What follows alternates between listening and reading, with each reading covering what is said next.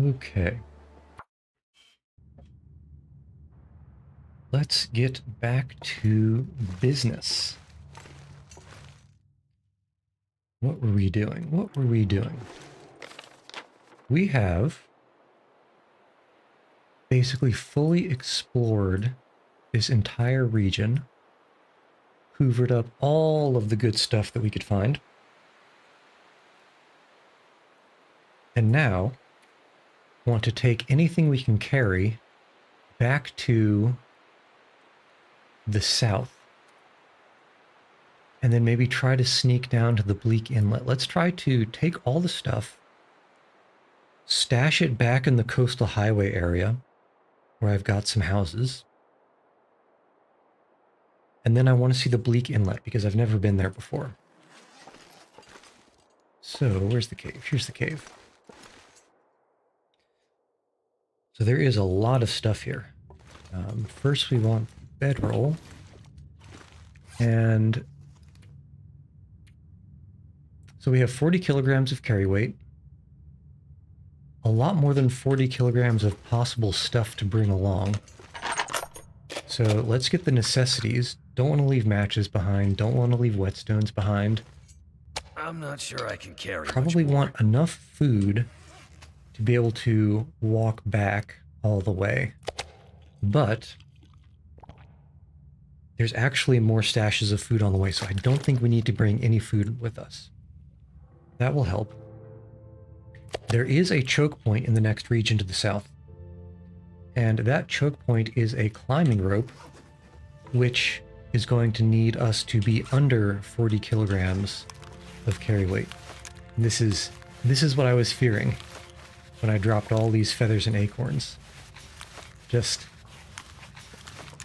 click, click, click, click, click, click, click. I'm gonna get carpal tunnel syndrome. I need some cookie clicker speedrunner to give me their auto clicker macro. Pick all this stuff up. Man. I mean, the acorns are good for a coffee substitute, and the feathers are great for making arrows, but it's rough to drop them. Okay, and what else do we want? So I want the mountaineering rope, because I've been lugging that all over the place. I feel like eventually it's gotta be useful, but it hasn't been yet. Every single thing that I've come up against, every single rock that I could have tied it around to climb down, has already had a rope on it. Okay. Feels like a lot of gear. Let's get all the pelts and saplings and see. I feel like there's going to be a lot of weight in those. Lots of stuff. I mean, it's like, it's one of the better problems to have, right? Better to have more stuff that you need to drop than not have enough stuff. I don't use many flares. So let's drop most of those. I don't anticipate ever coming back to this region. But we do have 1, 2, 3 hatchets right now. I don't think I would be sad to drop one and maybe also drop a hunting knife along with it. Let's do the low condition hunting knife. Let's see. What else have we got here? Oh, I think this is, I want to try to bring all this stuff. Now this is where a lot of the weight is, 17 kilos. Well, you can definitely drop unworn clothing, but not in such a way that it covers up those things, just for organization's sake. Okay, not going to need any of this firewood or coal, so all of that can get dropped. All these sticks, that's actually, I mean, I love sticks, but I don't need 4.65 kilograms of sticks. Okay, only need to go down 17 kilograms. Still a lot. I don't need the food and the water. So I'll drop, well, I mean, it's barely anything can eat that. Drop the rest of the water. Just ignore all of the plastic that's being littered right now. And we can drop these cattail stalks. Drop all. Let's see, what else can we ditch? 14 kilograms. And drop some medical. Let's do a few bandages. Oh, did not mean to drink that. Drop that. Drop the tea. Drop some painkillers. I know this isn't a lot, but I don't need to carry all these things because I've got so many extras. Antiseptic. Old man's beard is just as good an antiseptic and it weighs less. So let's drop that. And maybe drop a couple of these emergency stems. Okay. Not bad. What else? What else? Well, I guess this is enough we can start walking. Oof, in the dark. Which way? Okay, so the cave goes that way. But visibility. So what we can do,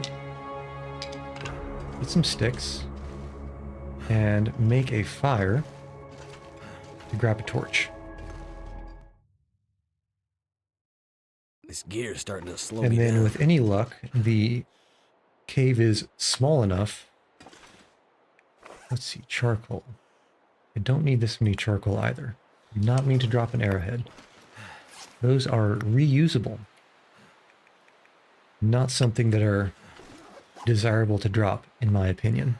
I mean, I've got a bunch of arrows, but I never have too many, right? Let's just get this fire started and grab a torch.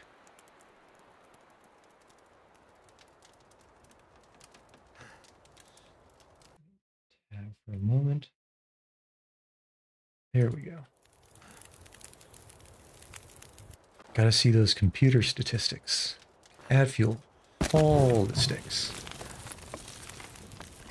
And take a torch. Thank you. And that's a halfway decent torch.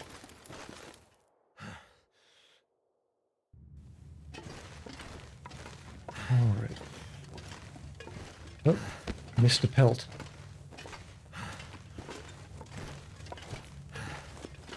And now it should be a pretty relaxing walk on the way back.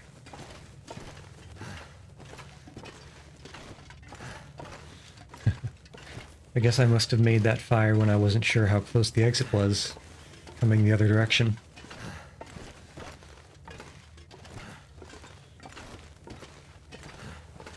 I'm not going to be able to carry this load for much longer. Oh, you can carry it as long as you need, Mackenzie. You're strong. You don't skip leg day.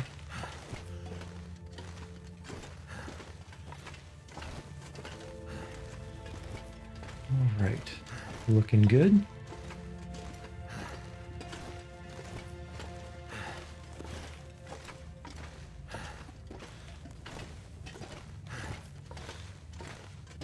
And so there's in the next region, there are at least 2 storage houses or storage areas that I have. One's so the region has some hills up into the north where this cave is going to come out. In the middle of the region, there's a town, a bunch of houses. This is the way. And in one of those houses is, a stash that I put a whole bunch of stuff in the first time I came through that region. Basically right after spawning. And then to the south of the town, there's a park with the second storage zone. And even south of that, there are a bunch of lowlands that need to be climbed to. The issue there being, I need to be under the weight limit in order to be able to do the climbing. And so I think we're I can going to barely try to walk with this much gear. get to, so we are up here in the cave system.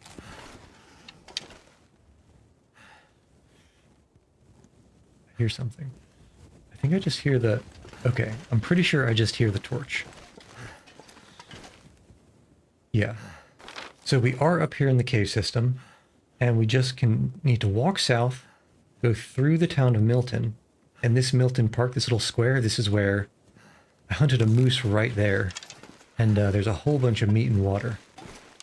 And then we'll go down this climb, up this next climb, and then to the cave system over here, which is the next place I want to go to.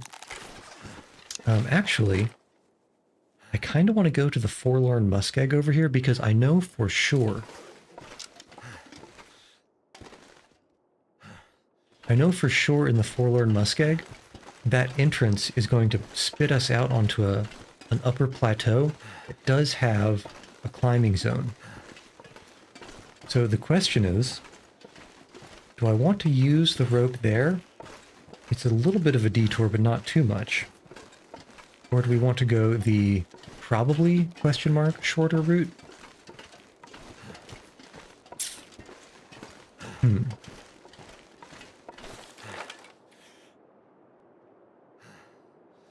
I think it would be a waste, because I'm never going to need the shortcut that this rope would unlock in the Forlorn Muskeg.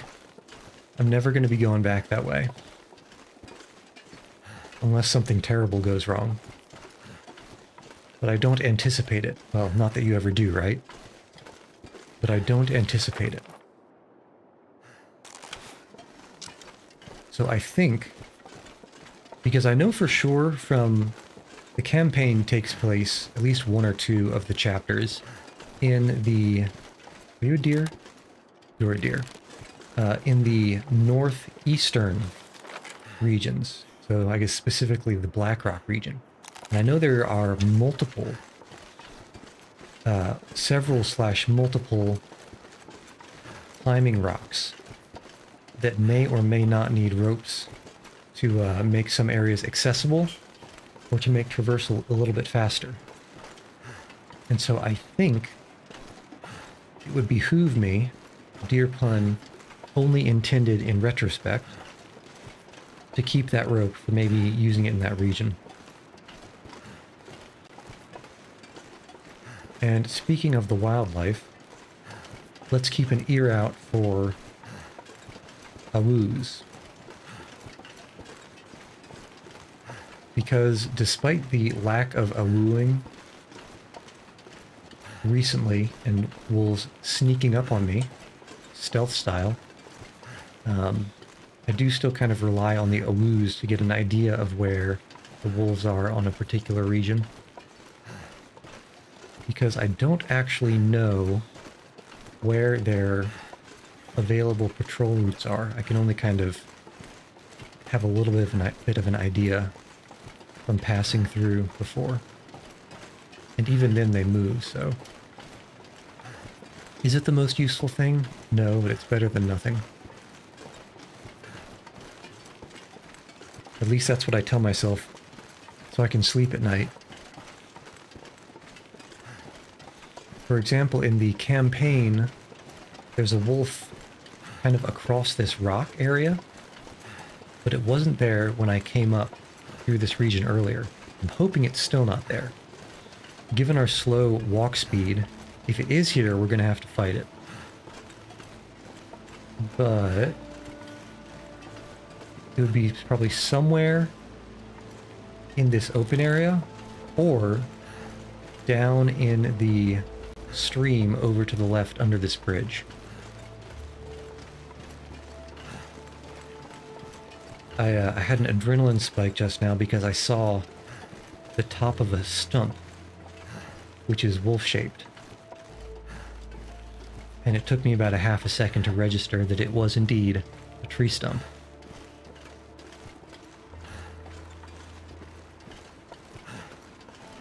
Okay, wood lot. It is a lot of wood.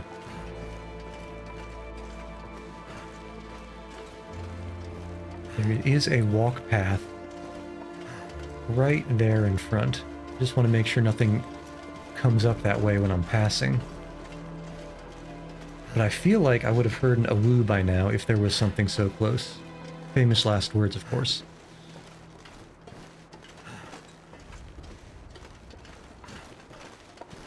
Okay.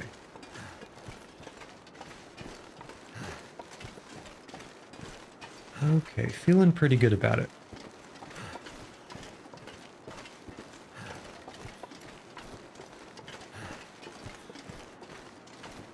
And so, whoop.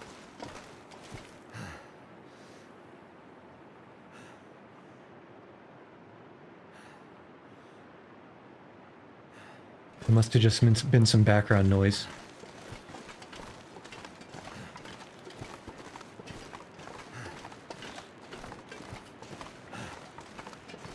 I thought I heard some shuffling or rustling. But no, there's nothing around, so that's good.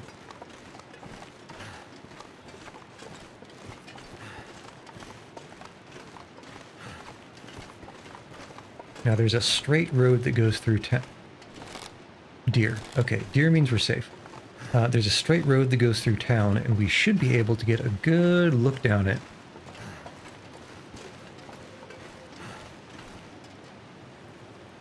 Okay, I just heard one awoo,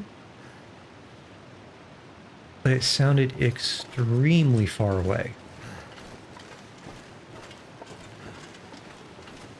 So not our problem.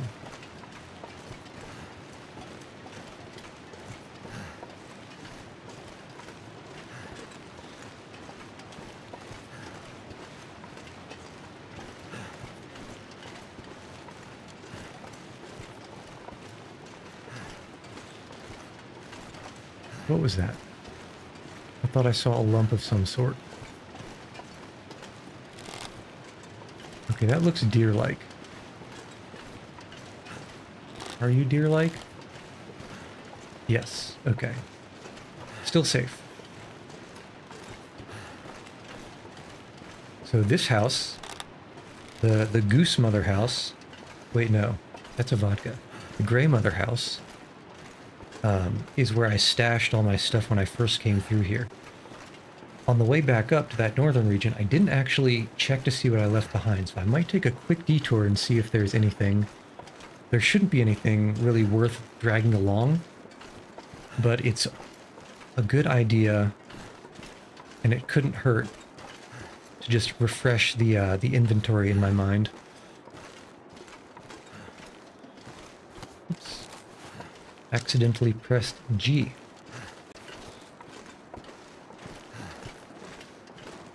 And that is deer hooves. Somewhere This behind the bag house. is getting too heavy to carry. Okay, I'm pretty sure I left everything in the kitchen. Okay, sorted things, bedroll. Let's actually switch out the bedroll. Because this one's a little bit better. Cash, don't need it. Gloves and coal. Again, a lot of flares. A fully loaded rifle. A whole bunch of lantern fuel. Don't need any of that. Stump remover. So I might as well take those because apparently you can use it to make gunpowder, but I haven't yet found an ammunition workbench in any of these regions. I guess we can take all these saplings too. Kind of a shame that I didn't leave those out because they would have cured by now. But I haven't found a... Did I read this? A gunpowder or a firearm workbench in any of the regions yet. So there's literally no reason to leave it here. Because wherever that workbench is, I would have to come back to get this stump remover to ferry it to wherever's next. So I might as well take it and bring it closer to begin with. Okay, so that's the fridge. Freezer is just food. Lots of food, lots of water. Glorious cooking pots. I kind of want to bring a cooking pot, but I already have two. So let's leave that as is. And I think, yeah, just a lot of clothes. I think that's it for checking things. So we've definitely got food, clothes, a rifle, and a whole lot of lantern fuel All this gear is slowing me in down. this house. And we can also do one of these. Just because who knows how long it'll be in real time until I come back here. Okay, and now we're heading off to the park, which is past that hill with the house on top.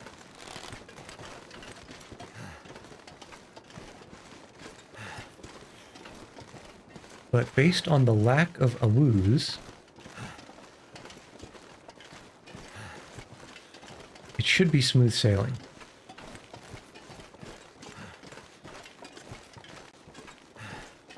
The park has a small, I don't know if I'd call it a ranger house, but a small park office where I stowed a whole bunch of moose meat.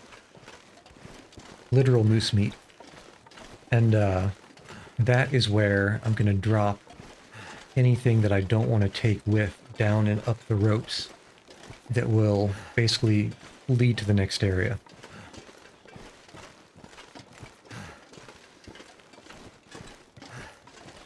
And we have a deer over there, which means there's probably no wolves on the outskirts of town.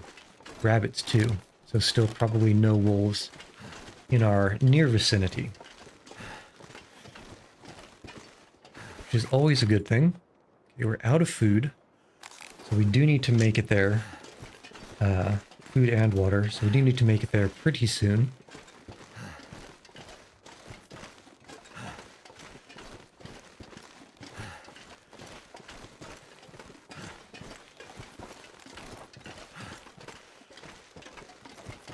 Alright. We got a cute animal that's pretty quick.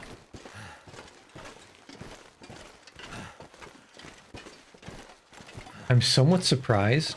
I mean, this is completely out of the scope of the game, but let me back up. I first played this game a long time ago, like near when it first came out, and kind of when there was actually only one of the episodes, one of the 5 episodes that have now been recently completed. So this was like years ago. And at that time, you know, it's pretty bare bones compared to sort of some of the aesthetic things that are in the game now. The art style and all that, a lot of the mechanics were in, but there were many things like there's a bunch of woodworking and table crafting and just crafting that can be done that wasn't there initially.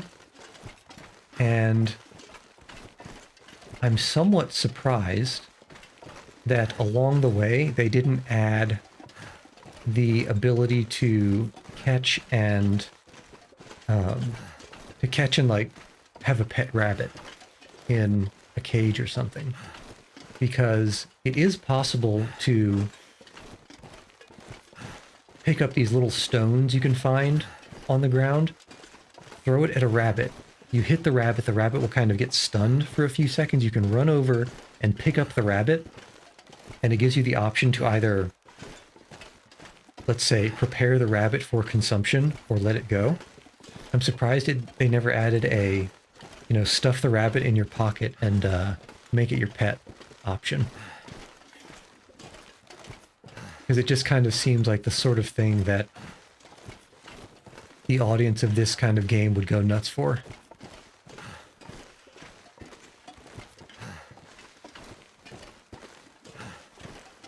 Okay. My one concern is kind of over near that next cliff area.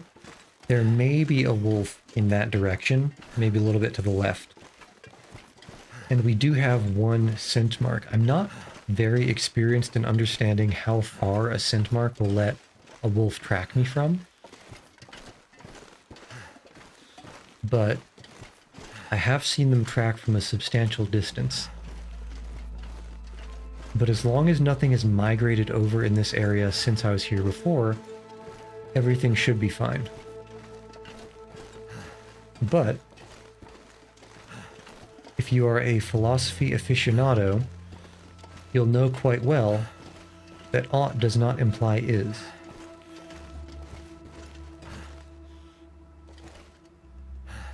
I'm listening.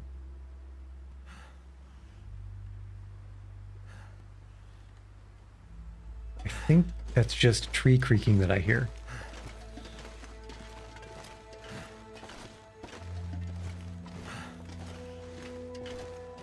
Okay. I think we've got... It's not a perfect vantage point, but I think it's good enough to be confident that we should be safe up here.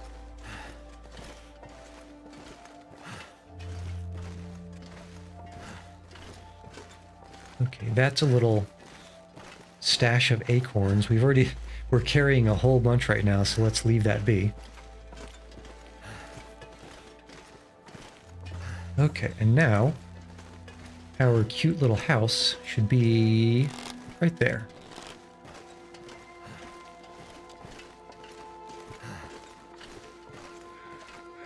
I am not seeing anything dark and fluffy chasing in the distance.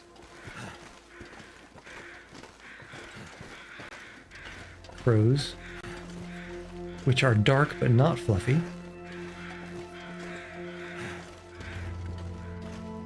Yeah, there is the first of 2 ropes that will take us to the next region.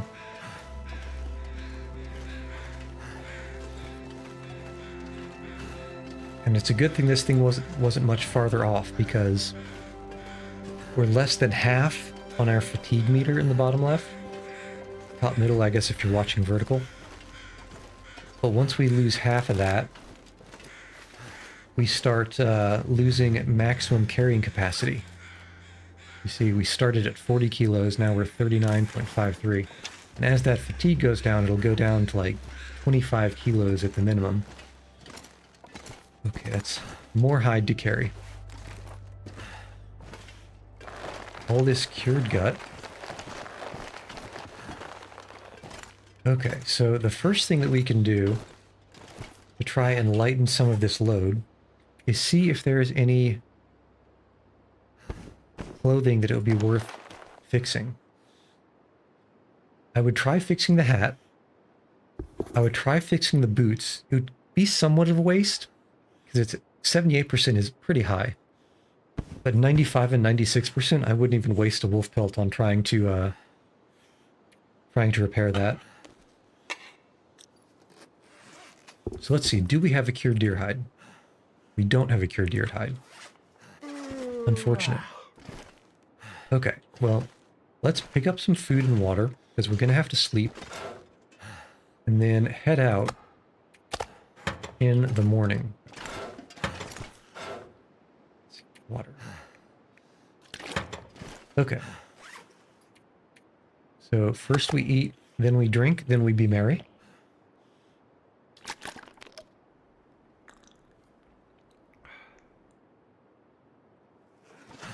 Okay, and by be merry, I of course mean take a nap. I think we can probably squeeze in another hour, but it will be dark, unless there's an aurora. But that's less likely. Yeah, it's just normal nighttime. Okay, so let's see. We need to drop 26 kilos of weight. That is a lot. So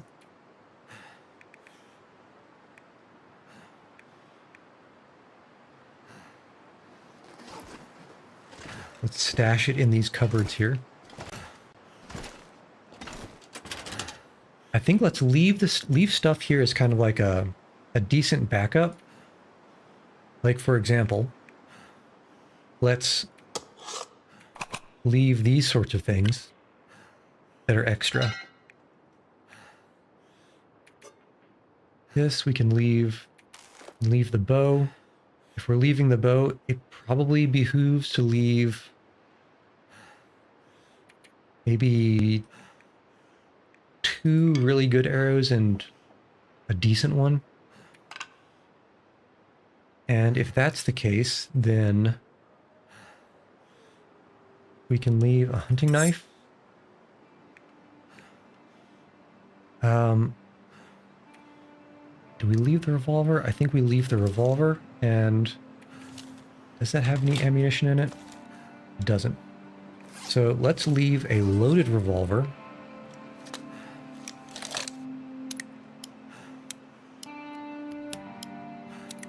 Click and click and click. Okay. Back to equipment. So leave the loaded revolver. And then what else can we leave?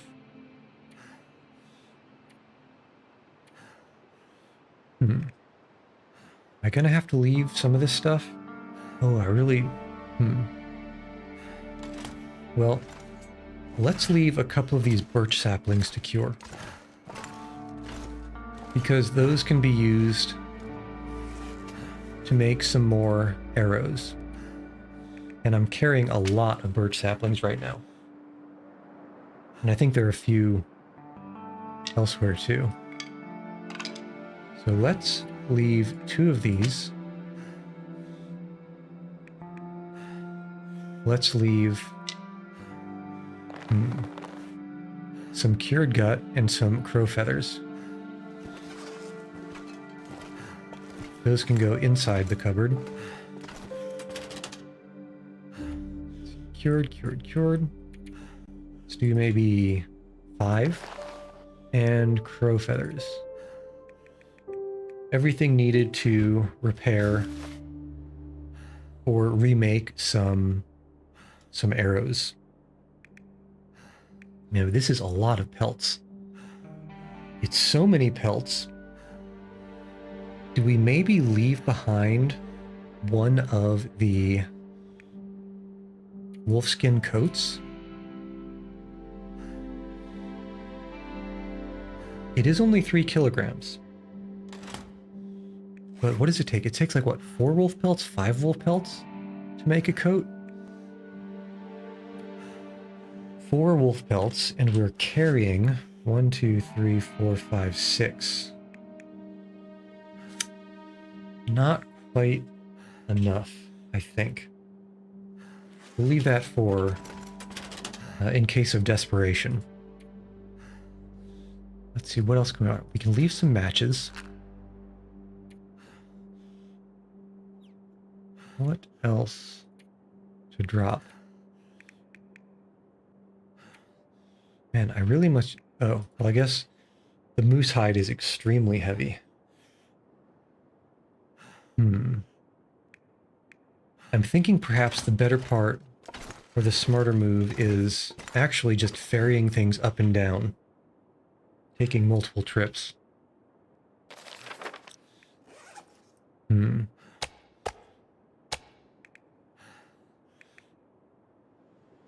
Yeah, I think that's going to be how it goes.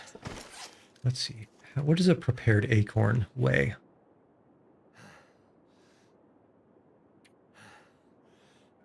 Prepared acorns. Those are 0.05, and I'm sure those are 0.05 too. Yeah, because if they are, then 20 is going to be 1 kilogram, and 3 is going to be 0.15 kilograms. So no weight gain to be had there. And leave behind some cloth. Because most of my... Well, I'll leave behind a little bit. Well, actually don't need to, because there's a whole bunch of cloth and clothing in that other house. We can repair some of these pieces of clothing, which have been taking damage slowly, but nonetheless.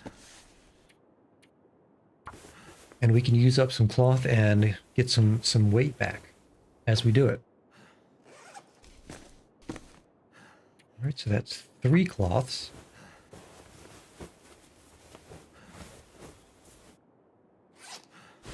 And this is what, 4, 5? No, just 4 cloths. And maybe see if we can find one more thing. Yeah, I guess pajamas. Yep.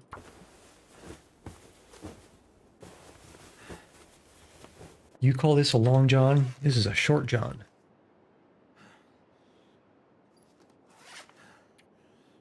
Okay, so that's looking good.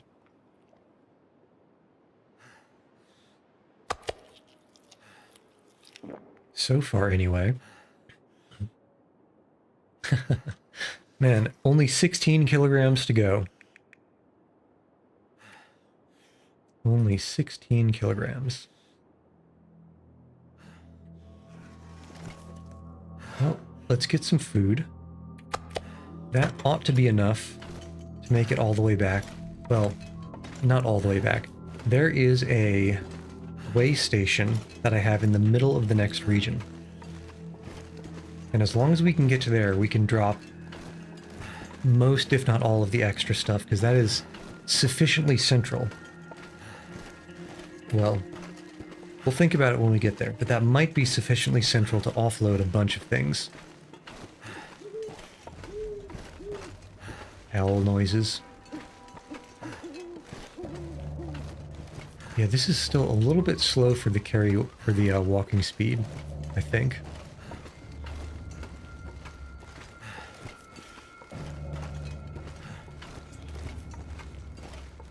So let's drop a whole bunch of the pelts. See where that puts us mass-wise. What is this music?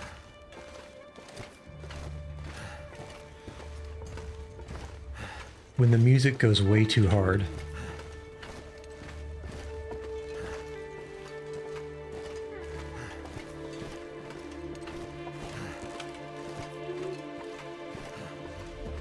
Okay. Inventory. Let's drop. Okay,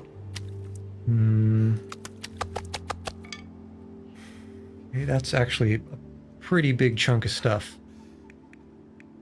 You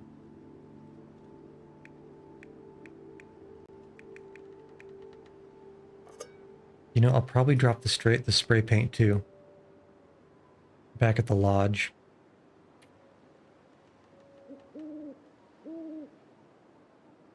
I guess these saplings are a pretty big chunk of weight, huh?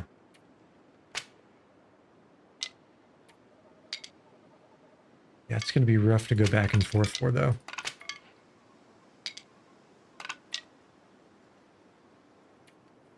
And what else can I drop when I'm down there, though? I guess a whole bunch of the tools, actually. I guess we can... yeah.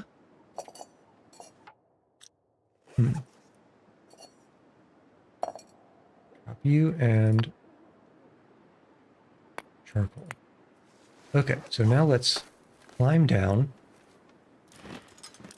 drop more stuff at the bottom, and then climb back up. And we can take a nap and then rinse and repeat.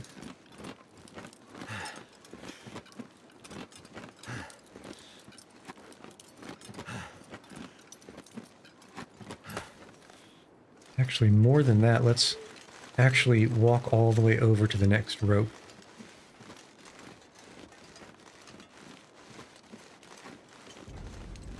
Because that'll save us a little bit.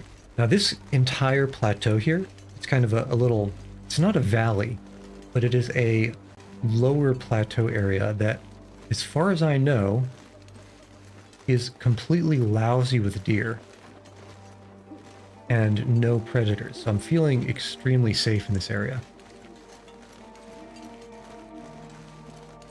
Which is why, even though I'm consciously aware of it, the fact that I don't have that bow out, I don't really mind.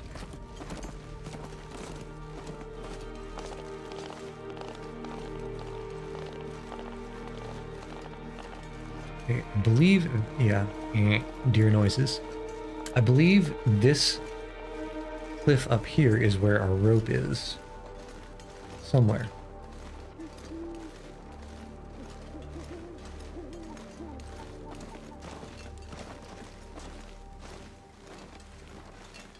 Actually, am I going to be cheeky and climb up and drop stuff? I think I might be. Actually, I'm sure I am. If I can find the rope, which I'm not sure I can, should be close, maybe just around this corner. Just around the corner. Just... Am I looking at the wrong cliff? Is it over here?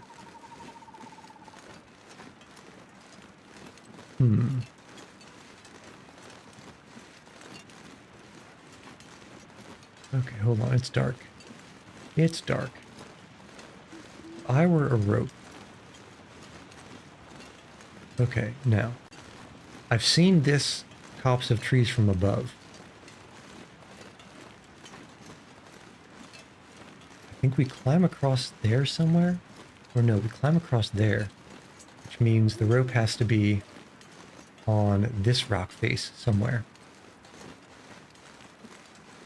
So let's just look closer than we were before.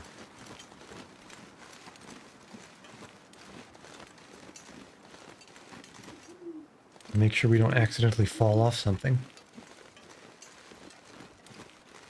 You know, as you do. Okay, deer noises. Where the rope at? Now I'm just confused. Should be down this... That should be the rock. I think that's the rock. But where's the rope that it goes to?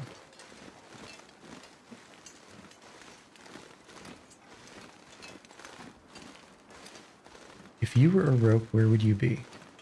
It'd have to be here somewhere, right?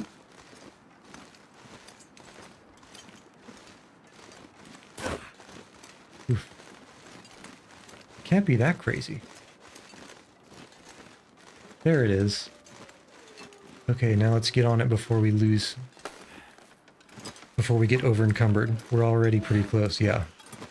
We're very close. And we're going to be pretty slow by the time we get to the top of this. So the stamina, or the fatigue, is going to drain substantially, let's say. Okay, not too bad. Not too bad. So now, I can drop a whole bunch of stuff. Drop. Drop, drop.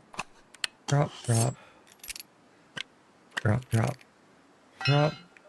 I really want to drop as much as I can. Probably didn't want to drop whatever that just was. Okay, drop you. Oh... I should have planned better, but gotta drop all the crow feathers and the acorns again.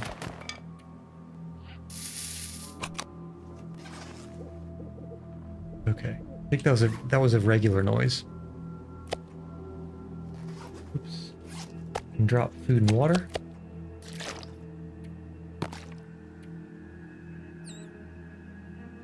Got half a mind to drop one of these coats or something. Because it shouldn't be that cold. Well, I guess it is pretty cold. But not so cold we can't come back.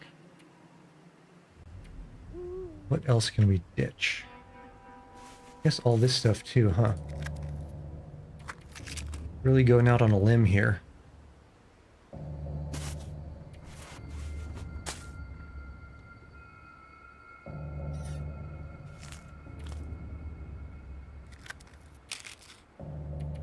Yeah, I really hope nothing bad happens.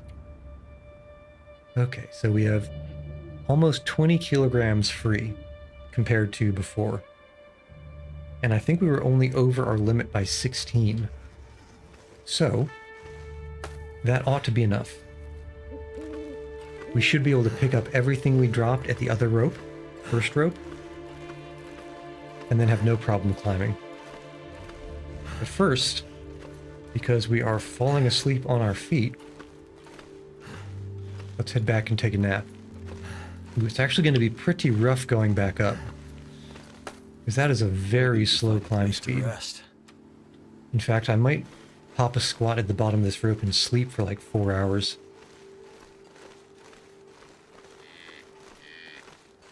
Just because I suspect that the climb speed going upwards, based on how slow it was going downwards, might come to effectively a standstill.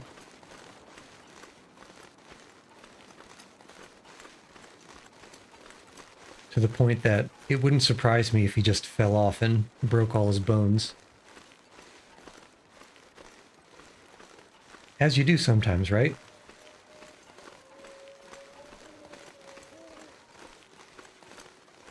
Okay. One thing that makes it a little bit harder to navigate at nighttime is the falling snow. Doesn't quite seem to... It seems to be a little bit brighter than I would expect compared to the background.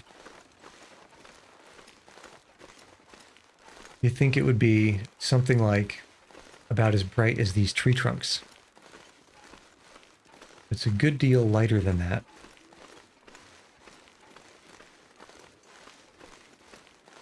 Okay. So right over here should be our rope. Let us take a quick nap and then head up. And then take another quick nap. And then head down. Yeah, there's the rope. You can barely see it silhouetted against some of the snow. Where's the spot? Where can I drop this bedroll? There we go. Give me the perfect pixel. Okay. And let us sleep for 5. We're going to end up sleeping a lot longer than that, but I'd like to get up first. And then see where we stand.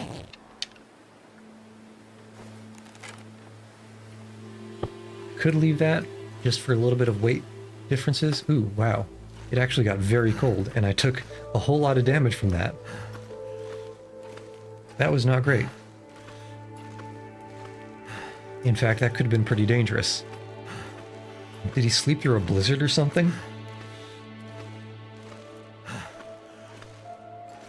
On the plus side, apparently this is such strenuous work that we're warming up. Correction. We're warming up. Let's get back in that house, take another nap.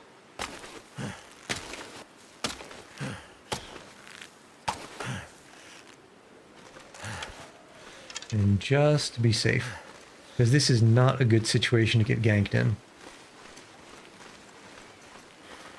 And I've seen stranger things happen.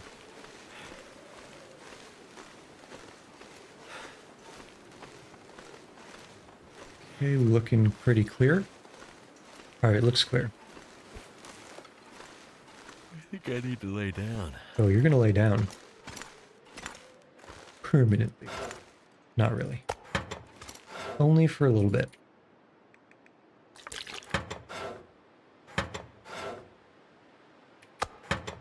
Yeah, there's still a bunch of meat. Bunch of meat. Okay. Can't feel my feet. Oh, you're warming up. Everything's fine. So eat, drink, eat more. Actually, don't eat more, just stay drunk. Drinked. Hydrated. Stay hydrated. Maybe a little bit more of this water. Okay, and now sleep for 12 hours. 11 probably. And this will take us to midnight. Again.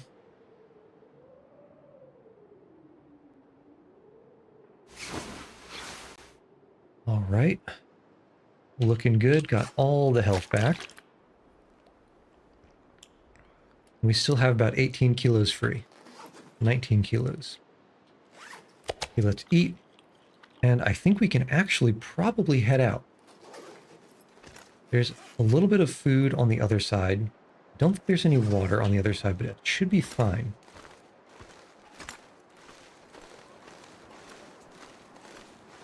I'm not hearing anything dangerous. So feeling safe. Yeah, there's an awoo way far north, probably in that clearing past the gas station, if I was to estimate. Okay, and now we just pick up all the things. and see where it puts us.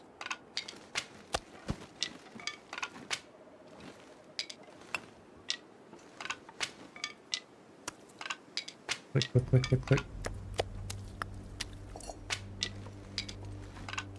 Okay, I think that's everything. Pretty sure that's everything. And we are 1.15 kilos underweight. Fantastic. We'll probably be able to do this all in one shot.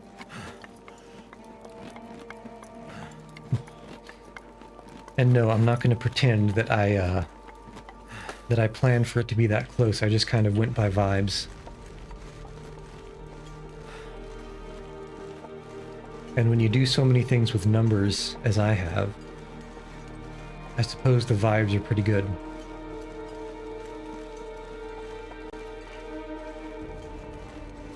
That was a weird noise. Probably just a background noise. Deer noises? Can't see because of the bright, bright falling snow.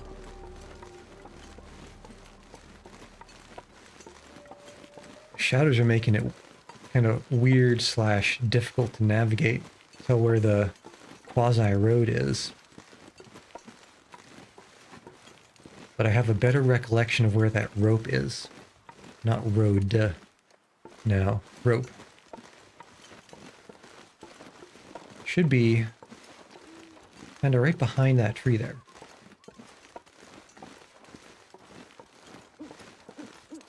Let's see what we can get.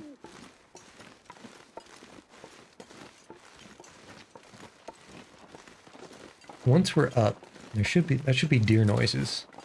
Should be. Yeah. Deer silhouette. Once we're up, it should be a straight walk into the cave to the next region. Okay, rope. Rope, question mark? This is actually kind of harder to see.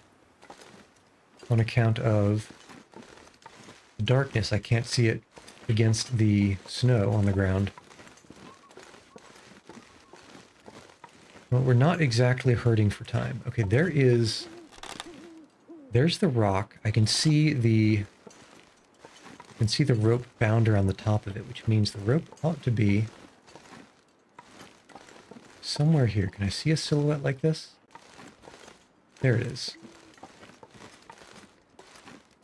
Okay, and we climb. Pretty good speed. And we're not slowing down so much that we'll get stuck near the top. I misjudged climb distance once, to the point where by the time I got to climbing over that lip, I was moving like, you know, at a snail's pace. Oh man, this is going to be tough. We have all those feathers to pick up and acorns. Carpal tunnel, come unto me. Save me from this fate.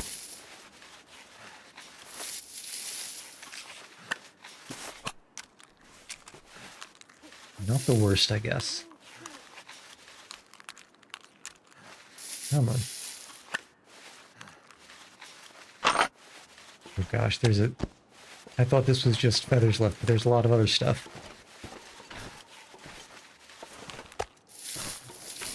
My palm and other fingers are now off the mouse. I'm just spamming everything with my pointer finger. Okay, this looks clear. Kind of hard to tell because I have some glare on my screen, but it looks like there's nothing left on the ground. Okay, which means we can head out. Finally.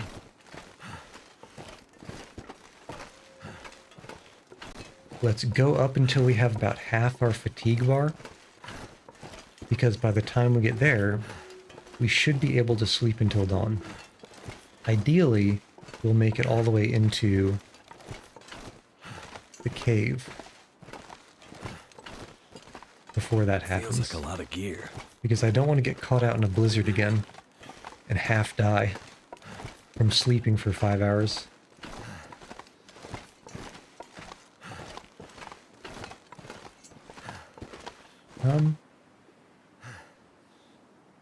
I don't think this is the way to go, is it?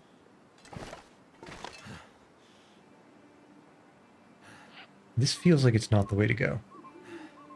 I think I definitely went up the wrong tree. Whoops.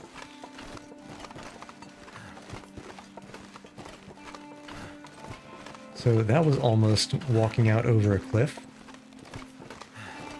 Okay, where's the actual way to go? Is that really it? No, that can't be it.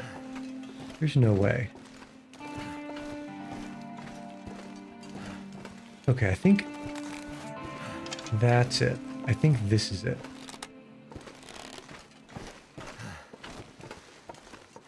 I'm feeling better about that anyway than I am. Which one? This thing. That would have hurt to fall off of. Man.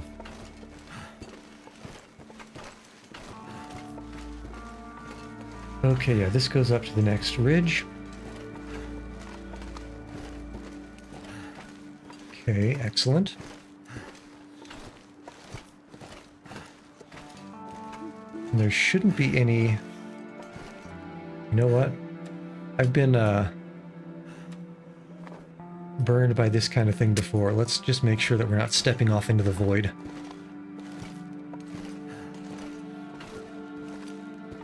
Walking around above instant death falls at nighttime is not recommended.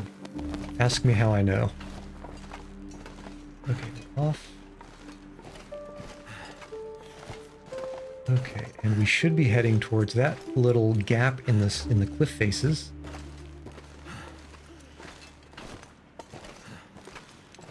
And it should just be regular walking around all the way there. Nice and safe.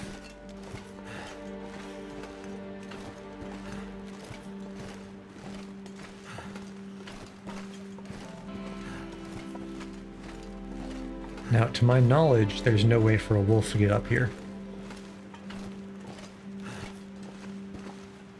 But you never know.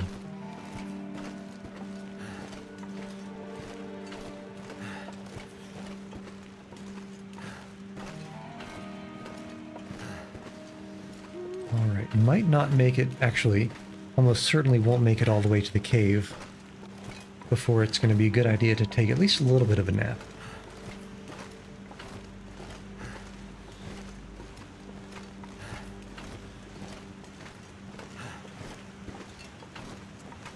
But let's just get on a little bit more solid ground. Ground that is more solid than current.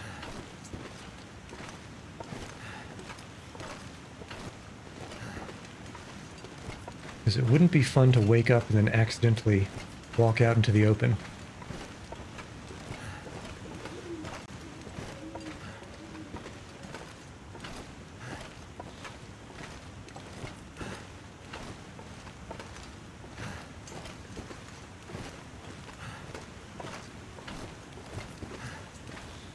Alright, looking good. Sounding good too. Which honestly is half the battle.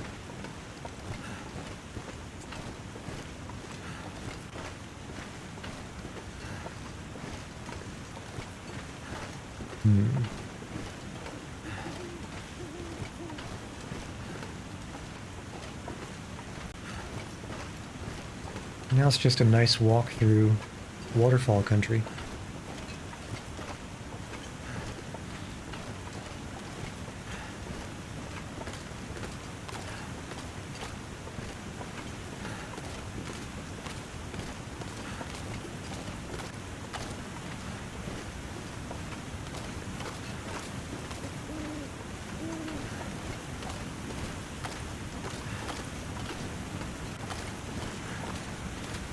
Ooh.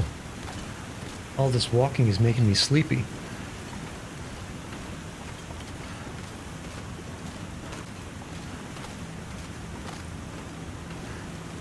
Okay, it is getting a little bit hard to see on my end.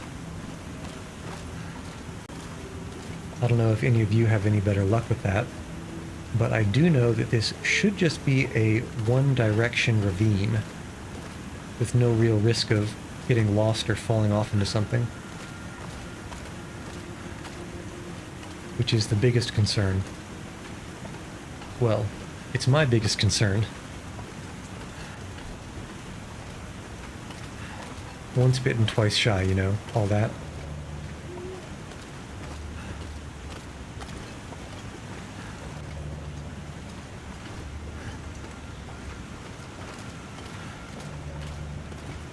I think we head around in a little bit to the left, and then a little bit to the right, if I'm remembering the order of directions correctly. Which, who knows? Who's to know if I am?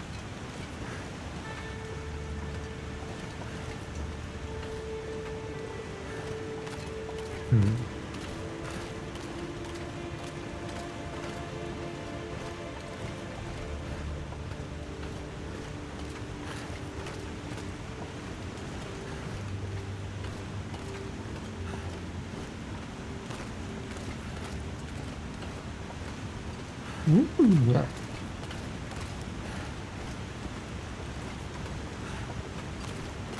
Yep, and is that the cave entrance? I believe that's the cave entrance up there, that little triangle looking thing.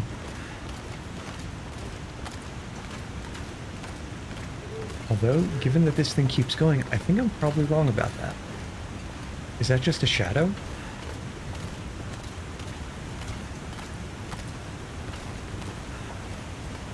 It is just a shadow. Unless...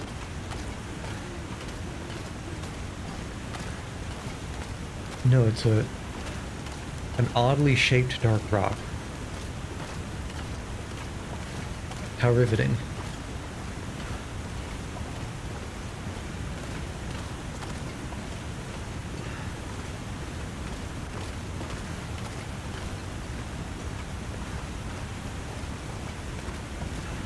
Alright, where's my cave? Is this my cave?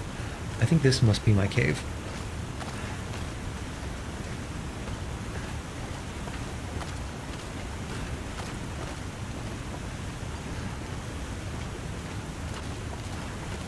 Alright, I'm walking over here.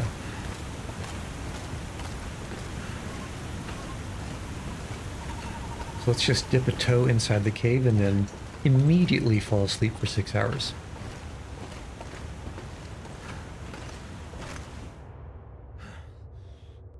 This gear's starting to slow me down. That's because it's a lot of gear. Can we sleep on here anywhere? Can we sleep on... Here we go. 6, and I think we can sneak in a 7th hour. That'll bring us a little bit more into dawn.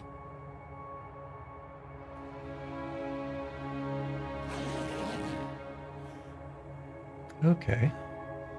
Quite bright. So pick up. That's a decent amount of water left. And we can lose another kilo from eating meat. Okay. Basically have one more full refill of the water meter and one more full refill of the food meter, which ought to bring us about 12-ish more hours of walking around. Now it shouldn't take that long to... I can barely see what's going on here.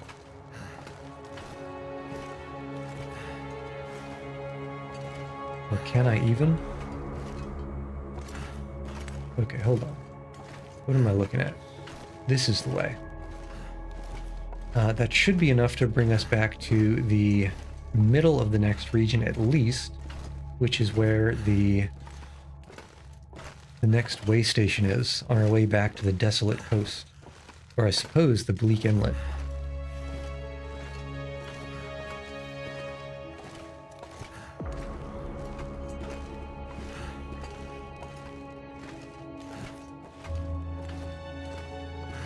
Right?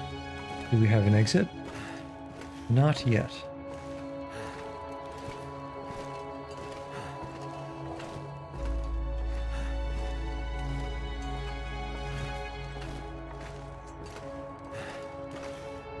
Okay, I don't trust that left area.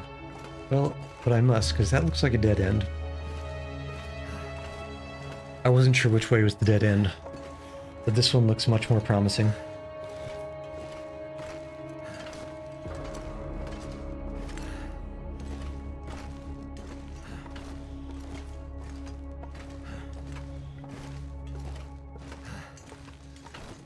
Alright, do we have an exit? Not yet still. We do have a way to continue.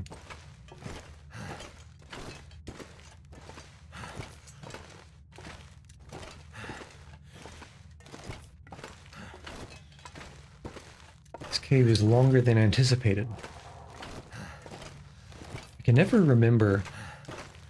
remember how long a cave is, what the general features inside of it are, or even kind of how different places in a cave will look differently, unless it's a very unique room, like something very large.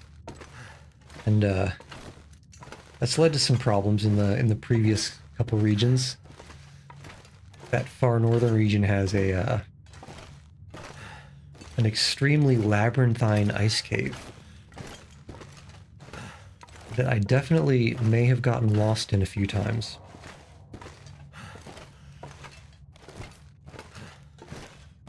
And so it doesn't really, I mean, it's not the greatest thing to happen, but it doesn't really surprise me to be underestimating the length of this cave.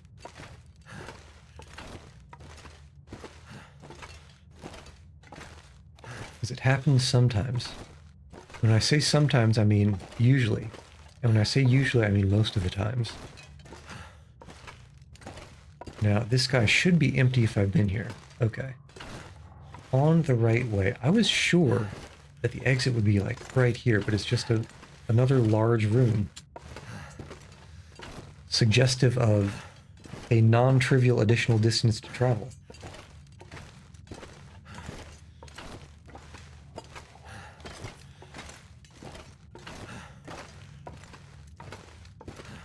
Alright, we're going. And we are turning. Probably to the right. I say as I turn 270 degrees to the left.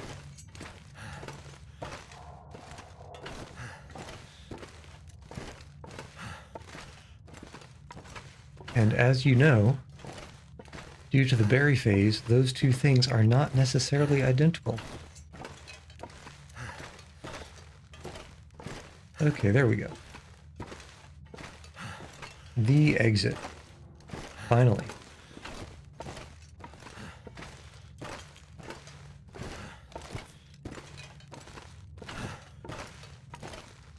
Finally, he says, walking slowly towards the light at the end of the tunnel.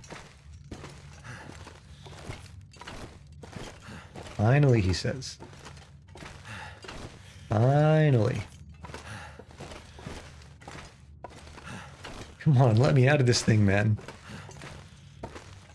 Okay, there we go.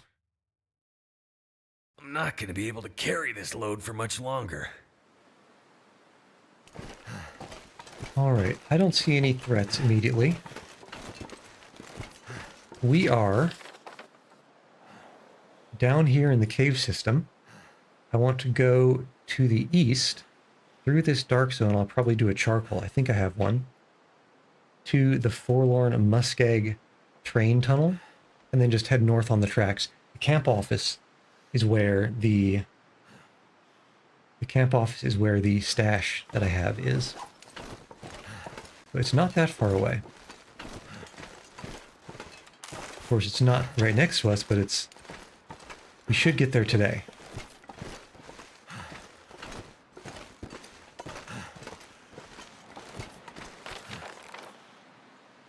Definitely already did the Vista up here. You know, I've had terrible luck actually finding memento caches. Walk all over where they're supposed to be and just nothing's there. I don't know if it's me or what, but I definitely couldn't find the memento cache that is just the northeast of the camp office. And in the previous region, There's a memento cache outside of a cave up in a plateau on the south that I could not find for the life of me.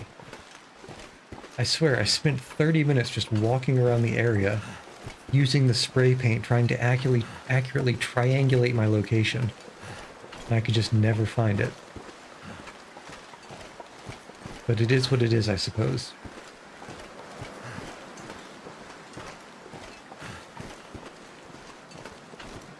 It's possible for there to be a wolf over this ridge, over this crest to the left. Which is why I'm hugging the southern wall here, hoping that nothing comes up on us. Because we do have 2 smell marks.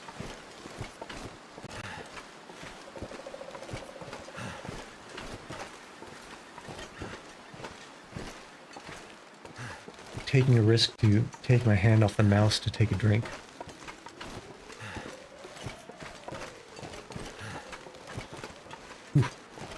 Gotta stay hydrated. And nothing went wrong.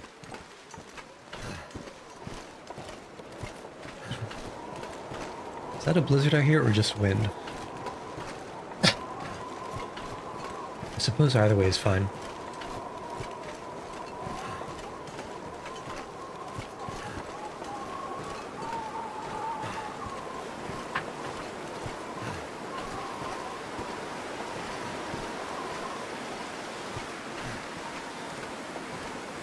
It is getting a tad bit cold in the wind.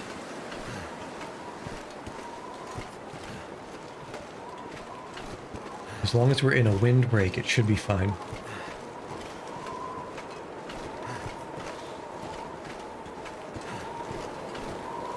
Okay, there is a little bit of a concern because it is not impossible for there to be a wolf in the trees somewhere up there. I've seen them skulking around, going back and forth in this region before.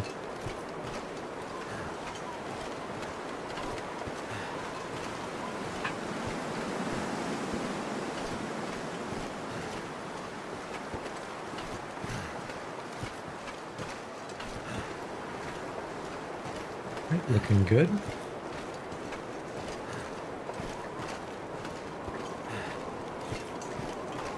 If I wasn't so stressed about there being a surprise wolf, this would be pretty peaceful. Got some nice ambiance, depending on how you want to pronounce it. I guess the right way or the wrong way, which is which, I'll leave that up to you. Some wind noises.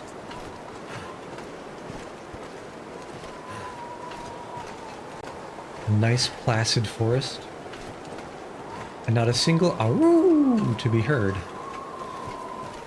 which is usually a good thing.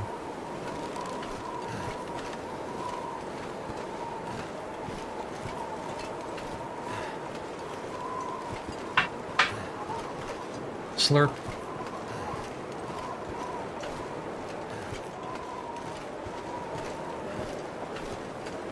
Doesn't mean I want to get overconfident with it.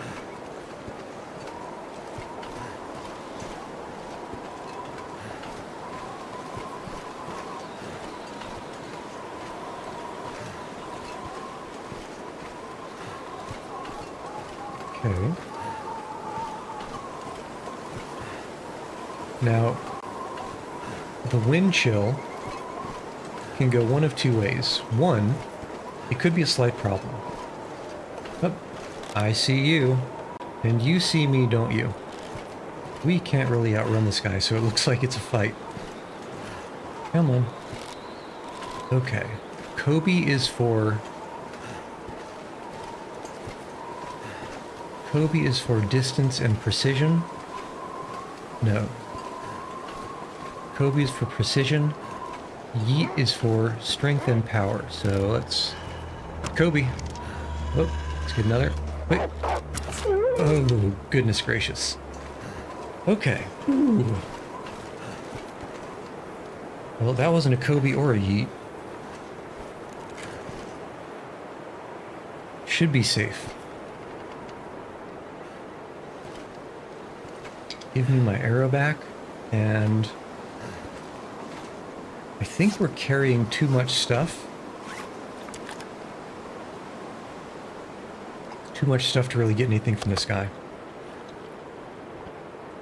I'm thinking particularly about...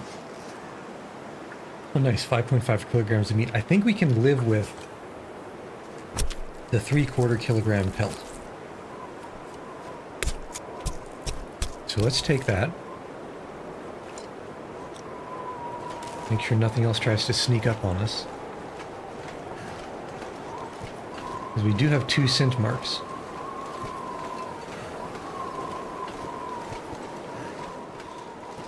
I believe there's a bunch of fish and maybe... Oh, let's not forget that arrow. A bunch of fish and maybe some deer at the camp station that we're heading to.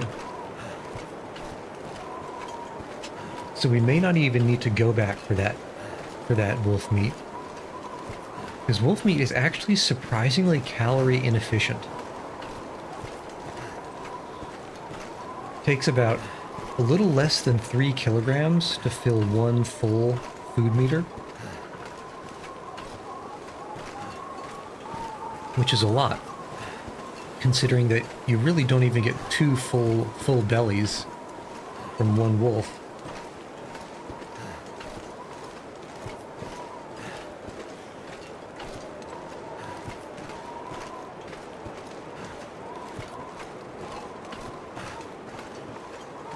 Okay.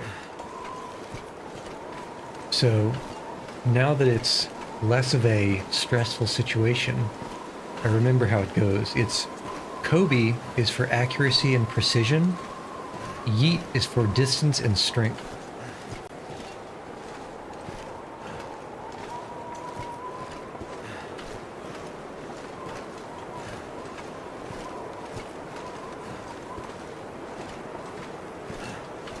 Okay, nothing coming up behind. There are only a couple of locations in front where I'm worried about something fluffy being apparent. One being... Did I just hear a bark? No, I don't think I just heard a bark. I think we're good. One being actually kind of right over that ridge where that tree that I'm pointing at is. And the other being just on the west side of the train tracks by the camp cabin. So I want to stay on the train tracks because they are a little bit raised compared to the left or the right. If I'm on the left side here, the wolf on the right can sneak up with a quickness and gank, and on the right, something on the left can do the same. So going a little bit off the center edge is really my best bet here. At least that's what I tell myself.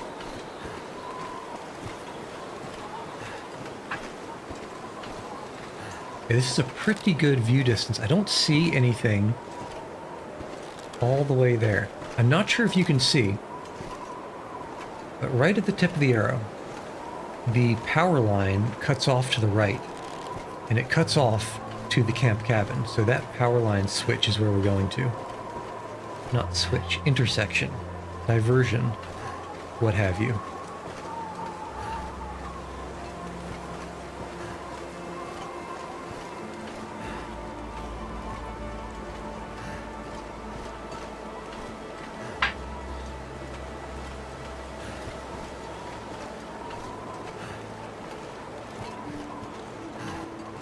So again, famous last words, but I'm not hearing any awoos forward and to the left.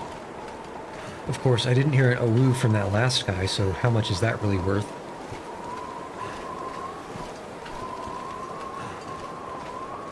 But as far as the possible information that I can have right now, I'm pretty happy with it.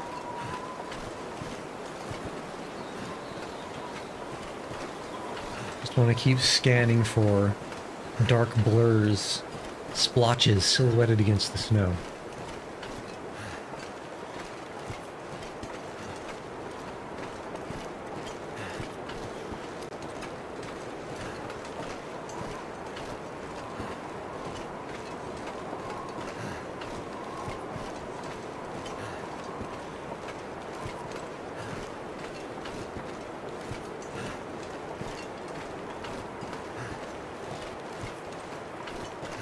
Okay. Looking pretty clear to the left, nothing coming up behind. Okay, excellent. And I have a very strong suspicion. So right over that ridge, maybe to the right of that brown tree, is the second place up in this direction where I'd be concerned about a wolf residing. And because there's been nothing walking back and forth over that ridge, I'm pretty confident that there's nothing there.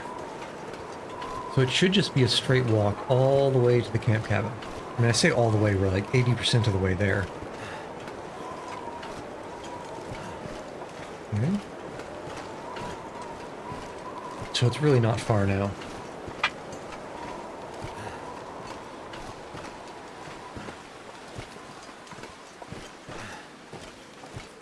And then we can decide what we want to drop and head north. Now north, there's at least 3 spots where a wolf could be. Where multiple wolves could be. So that's going to be much more of a hot mess than this short jaunt was. Hello. You're a deer. Okay. So if you're a deer there, that means there's no wolves nearby. We're safe. We are feeling good and walking pretty. Walking pretty slow, am I right?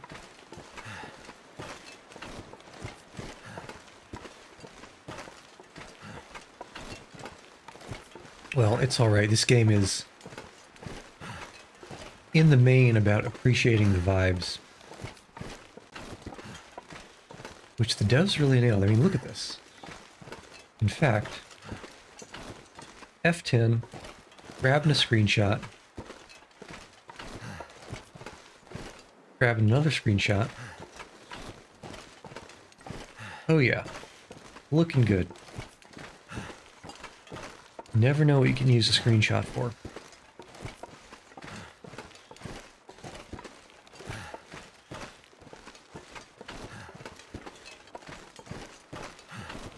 There's a lake through this small valley. Pretty big lake, actually. It's the eponymous Mystery Lake that this region is named after. And that lake can have wolves on it. There's a tributary up to the north, so through this valley and to the left, that there's usually actually a whole bunch of wolves at. But if we don't need to go there, I mean, it's a great place for ice fishing, don't get me wrong. But if we don't need to go there, we'll skip it. Where are you going? Off on a mission, I suppose.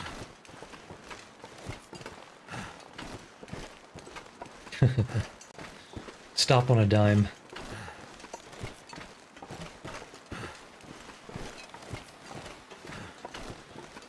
Alright, so let's see how the fish in this rock pile are. Like, outdoor storage technology. Actually, any wolves? No, I don't see any wolves on the lake. So let's see, we have... Yeah, so we've got gamey and high quality fish. Excellent. So let's hop inside. See what there is to see. Maybe decide on dropping a few things. Let's see, so we got water, we got cloth, we got cured gut, stump remover. Let's pick these guys up. Just the gut. Let's see what else we have. This is kind of an area that I've been curing things on these shelves over here. Deer hide, almost didn't see that. Black bear hide. All these cured hides, cured guts.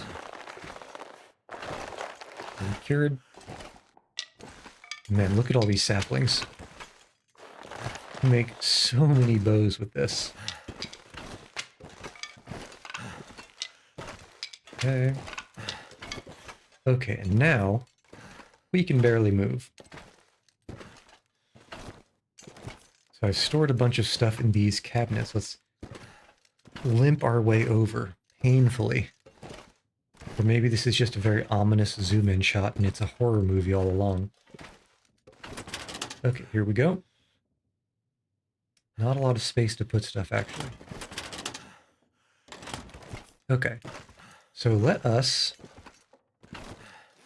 drop things that are not cured and see what that leaves us with. So cured, cured, cured, cured. All this is cured. Cured, cured, cured, and fresh. Okay. Drop the fresh things. Okay, and that's better, but still slow. Yeah. So, low condition revolver. Maybe not do anything with that.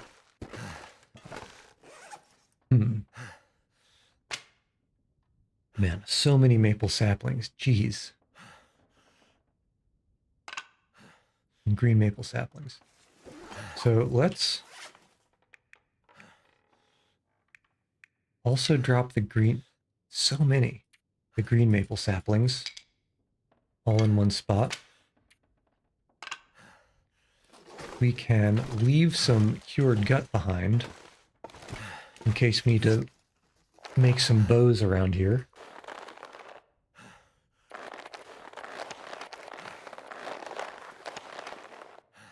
Let's leave 10 of those guys.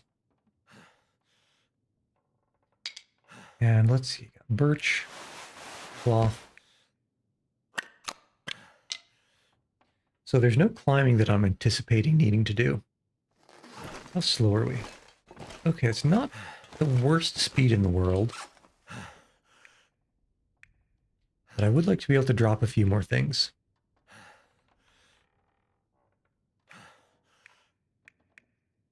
I don't think there's much to drop.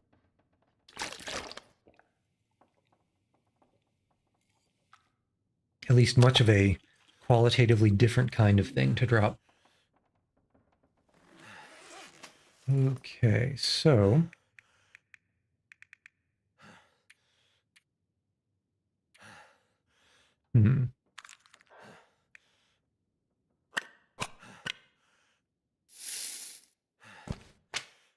Yeah, I kind of want all this stuff. What can I do with a moose hide? A moose hide cloak. Significant protection. Okay, I mean, not... Not something I'd actually make, I think.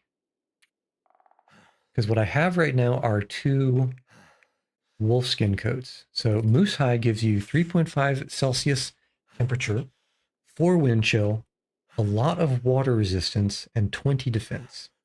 Wolfskin is 4 and 4, 60 water resistance, and 12 defense. Minus 15 speed. And the moose hide cloak is minus 10. Interesting. Moose hide weighs 4, wolfskin weighs 3. Very interesting.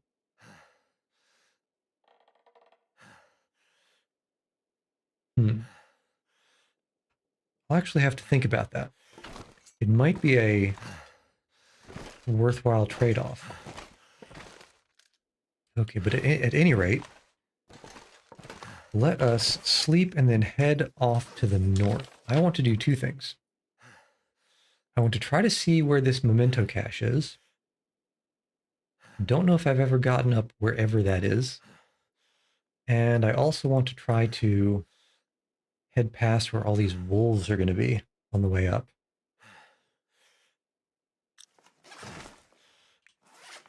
So, yeah, because then once we get to the houses on the coast, I'll drop all this junk. And then check out the Bleak Inlet area, which is a detour from the ravine.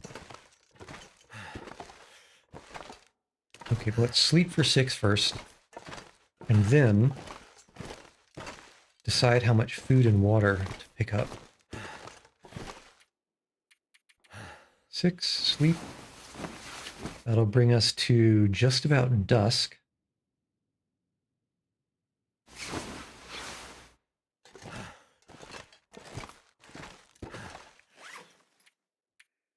We'll definitely need some more water. And as loath as I am to do it, maybe a fish too for food. But the fish are The fish are even more calorically inefficient than wolf meat, which is saying something. But on the plus side, it's not really risky at all to make a fish or to catch a fish. Okay, let's get 1 liter of water. That was a half liter, wasn't it? That was a half liter. 1 more half liter. And then, what else is worth dropping? See, so my hoarding tendencies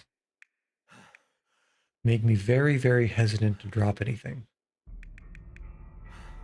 16 kilograms here. 16 kilograms here. What is all that weight?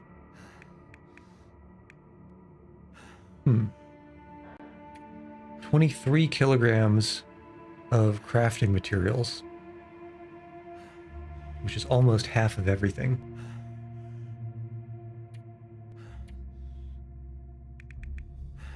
Anything to drop? No, I don't think so. I think we head out. This pack is getting too heavy to carry. Oh, you're fine. What was that noise? Was that a deer noise? Okay, let's do 2 fish. How many calories is that? 600 and 500, so about a little bit less than half of a stomach. That's brutal weight-wise.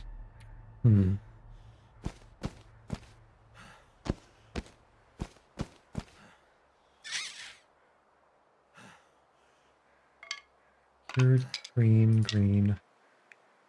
I kind of want to keep these birches with me.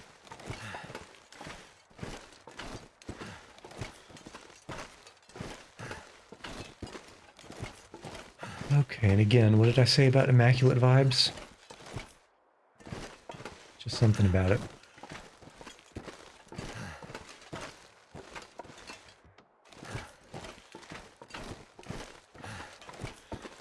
Although this fog is not great for wolf detection.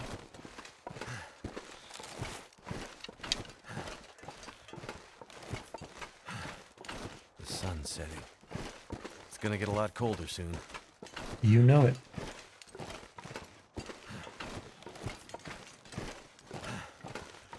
Alright, struggling up.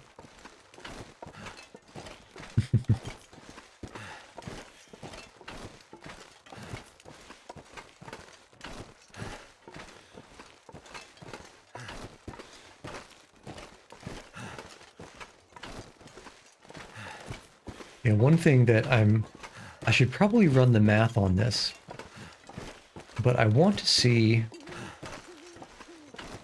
how, so eventually you can carry, let me back up, give you the story from the beginning. You can pick up so many things that you can't move at all. As you drop more weight, you'll slowly start to be able to move faster and faster until you hit the default moving speed. There has to be some equation that I can write down that will let me know exactly when it's worth it to drop a whole bunch of weight and ferry equipment back and forth between a location that I want to go and the location I started at. And I'm wondering if I'm not walking slow enough for that to already be the case. Because it's 1, 2, 3 times the walking amount. So I guess if you are any less than 1/3, well, to a naive approximation, as long as you're walking slower than 1/3 normal speed, I think it would be worth it to drop and ferry. The downside there being, of course, the inventory juggling and having a limited amount of equipment in case you get... Let's use our ears. having a limited amount of equipment in case you get ambushed by wildlife. Well, let me be a little bit more accurate. When you get ambushed by wildlife, not if.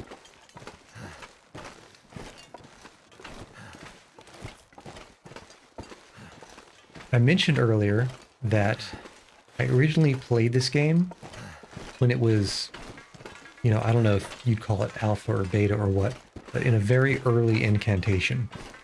And in that early incantation, this acorn tree with the acorn patch underneath it, there weren't any of those. When I started this survival mode, I spawned, actually initially, in this Hushed River Valley. That's where we started off on this session. And then I went down to the mountain town, then through Mystery Lake, through the ravine, and I spent a whole lot of time between Coastal Highway and the Desolation Point. And that whole time, I had no idea that they had added acorn trees until randomly, and I don't remember when, it might have been just some random spot in the hills of Coastal Highway. I saw a tree and I was like, that is a weird looking tree. And that is a weird looking patch of something underneath the tree. And I looked at it and it was interactable. And I picked it up and there was an acorn. Cold, frozen Canadian nut. I wasn't expecting it. But serendipitously, it was a thing that is true. And I just, even walking back this way, like I don't think I ever noticed that or this were acorn trees either. And I've been back and forth in this region, specifically this part of train tracks, like at least 4 or 5 times. And I never noticed. I recognized, in fact, the acorn tree over there might have been the first one that I saw. But I never saw the ones on this side. I don't know what's going on. It's a mystery. Just like it's a mystery whether there's going to be a wolf, as there often is on the other side of this train derailment. So I guess we'll just have to see. I did hear an awoo quite far away to the north. About 30 seconds ago. But as I've been learning this session, whether a wolf awoos or not is very much up to chance. Perhaps they finally understood that such actions are illegal. There's a backpack there. I don't think that dark spot's a wolf. Yeah, I'm not seeing any wolf-shaped movement here. So let's keep it moving. Derailment.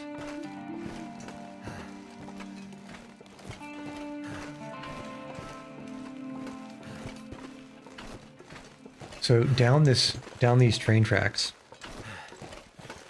eventually they'll keep sloping to the right.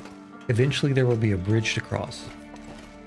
God, did you just sneak by? Where did you come from? Kobe. Oh man. I was not expecting that one to hit. Or maybe it didn't. Sometimes they run if it's just kind of nearby. Let's see if the arrow's in the ground there. I don't trust it to not come back and attack. Where's the arrow, though? Just had to get dark. Okay, you're still running. So if I hit, there should be a blood splatter. And no arrow. I'm not seeing an arrow, but I'm also not seeing blood splatter. There's the arrow. Okay, so I missed. So he could very well come back soon. Let's keep a very watchful eye out.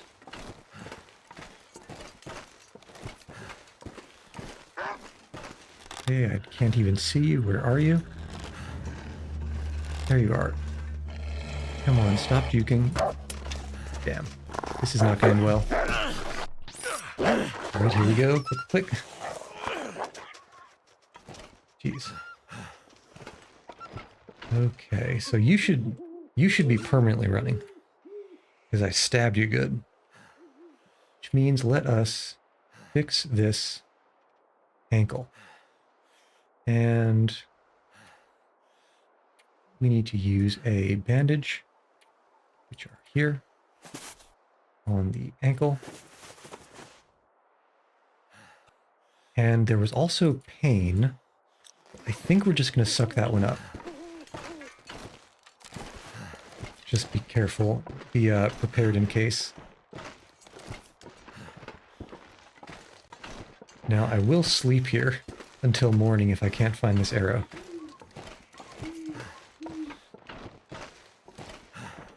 Let's see. Yeah, there is no way I'm going to see the arrow in this darkness. Unless... No. No, I can't see anything here. So let's head into the train and sleep. Actually, yeah, we don't have anything to make a fire. I would make a fire and get a torch. But that's not in the cards.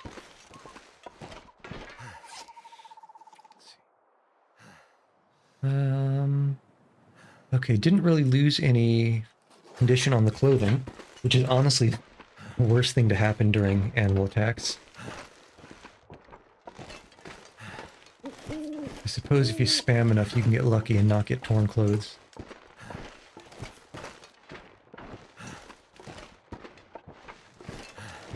Alright, come on. Just want to get into this train car so that nothing comes up in the middle of the night and starts gnawing on my face. And I mean, I've said it before, I'll say it again, it's not the worst way to go. If you have to go, you don't always have to go.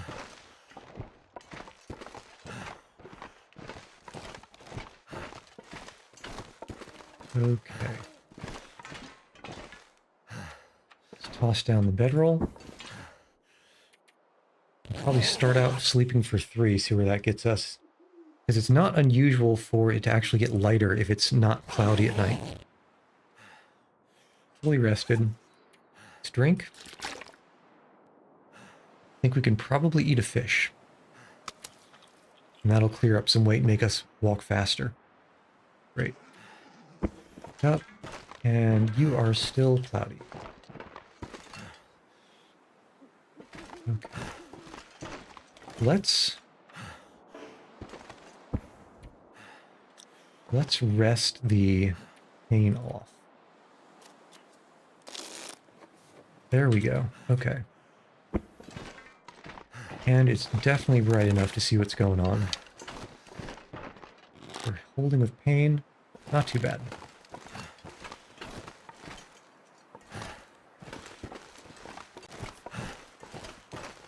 Now that we're down a fish, we walk faster too. Just looking up.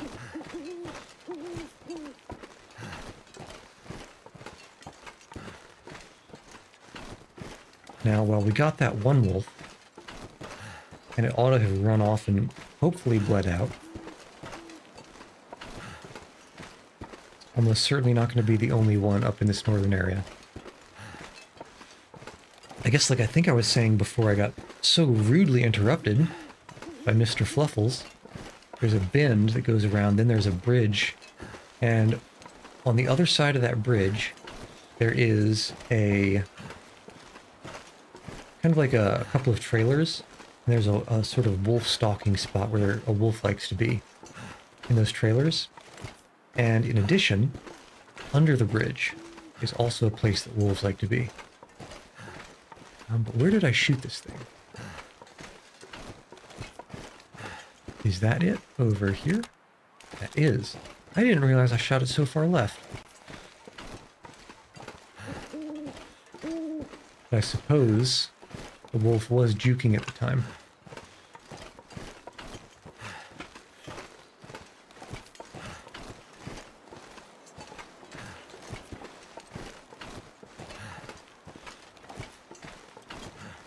Okay. Looking for movement, and that might be a wolf, or it might be a signpost. It is hard to tell from this distance.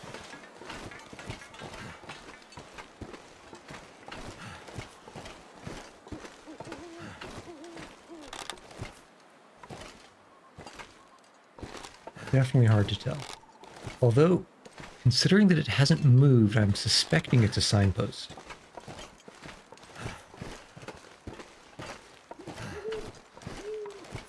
We got noises, strange noises, but no wolf noises. Which means I am a happy camper.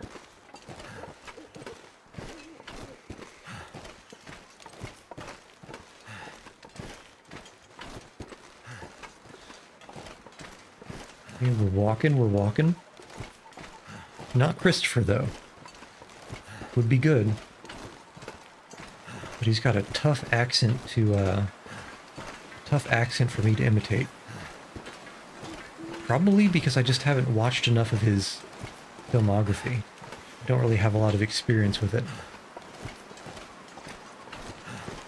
But I know one of my acquaintances does do a pretty good impression, and he always says, "The moon! The moon!"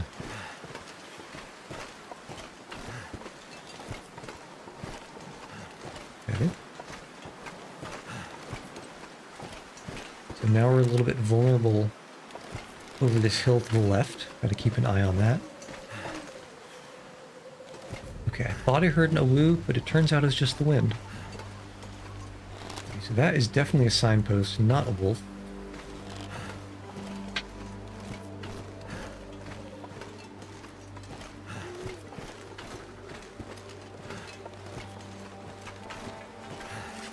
Let's take a quick sip. And how many calories is this fish? 5. We can probably eat the fish. That's 2 more kilograms free. Oh man. I can already feel the speed. I'm unleashed. What is that? What is that? I'm gonna say a tree stump. Okay. There are 2 ways to get the prepositions. Where are they? There are 2 ways to get to the hydroelectric dam that's on the kind of past that bridge I mentioned. One is across through these tracks here. Follow the tracks, go across the bridge. The other, through there is a meadow of a sort, and there can either be deer there or a wolf. And you go through the meadow, and there's a pass out of the meadow, kind of at the let's say the 10 o'clock position, and that leads right into those trailers that I mentioned that a wolf likes to hang out at.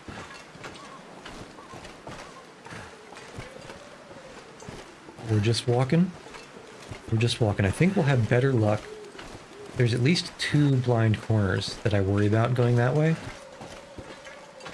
I think we'll have better luck going across the bridge and having some more visibility, being able to see what's coming first, because I'm almost certain that wolf we fought just now was not the wolf awoo that I heard before. I think the wolf awoo that I heard is farther north, either at the trailers or under the bridge. My money's on under the bridge though, which maybe we can sneak past, maybe. We'll have to see where it is. Luckily, we ate the fish, so we don't have any scent marks anymore. So that should give us a small advantage. Is that going to be enough?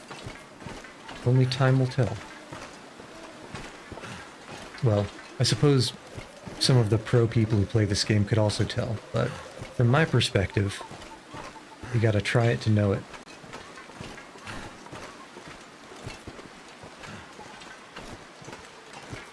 We're looking clear. Nice. We are probably going here, maybe?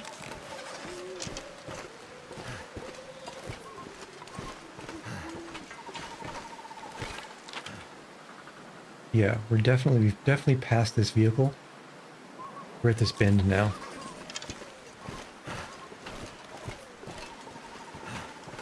And there's the top of the bridge. Either the top of the bridge or the top of the dam. But they both mean the same thing. We're pretty close. Pretty dang close. Nothing hunting behind. If we're lucky, well, if we're unlucky, there's going to be a wolf kind of past that little vehicle there. It's a pickup truck. And to the right of it are those... You can't see because it's under defilade. But to the right of that pickup truck are the trailers that I mentioned. And if we're unlucky, there's going to be a wolf there. If we're unlucky, but also a little bit lucky, we'll see the wolf passing back and forth along the train tracks before we get close. If we are lucky, there's no wolf there. If we're really unlucky, the wolf's going to be right over this ridge to the left, walking near the stream bed. If it is, that's going to give us the lowest amount of reaction time.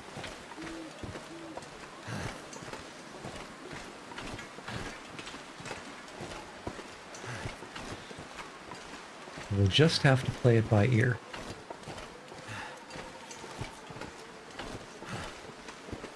Are you a deer? You're a deer. Okay, so it looks like at least that part of the meadow, the first part of the meadow, is safe. And I don't see anything peeking around there, so that's feeling good. Oh, I see you. So we do have a wolf up there, which may mean there's nothing under the bridge, which is safer, I think. Because this guy, if he does see us, should see us from far enough away that he has to come over this bridge straight.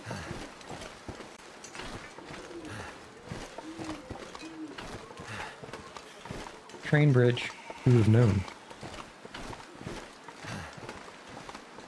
Yeah, I'm not seeing anything down here. And I need to be very careful. Let's listen. I don't hear any paw pads, so I don't think there's anything directly under the bridge. Which means this guy up here, who last known was to the right, is the only concern. But where did he walk off to? There's a gate, there's a fence with a gate over to the left here. If we can get in that, we're safe. If. Yep, saw us. Let's Kobe. And now we need to yeet. Ooh, okay. Not a bad combo. And that guy's actually food if we need it. Let's get the arrow before I forget where I shot it again. I need to stop shooting high. This bow, I don't know if this is actually true, but in my experience, it seems like the higher the condition of the bow, the better and farther it will shoot. And the first time I had a bow on this run through, it was pretty low on condition.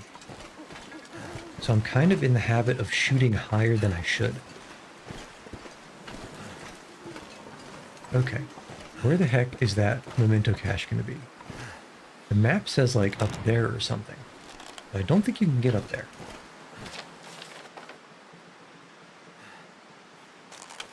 Or maybe in the corner somewhere? Well, at any rate, let's close this.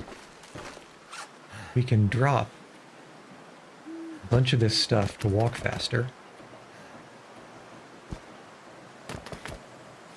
And the rope. And the rope, he says. And let's take a peek and see what we can see over here. We might need to warm up inside momentarily, but that shouldn't take long. Hydro dam. Let's check. My fingers feel numb. Let's check up this way.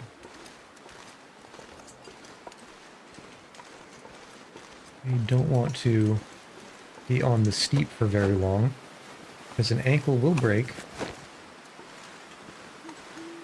Nothing here.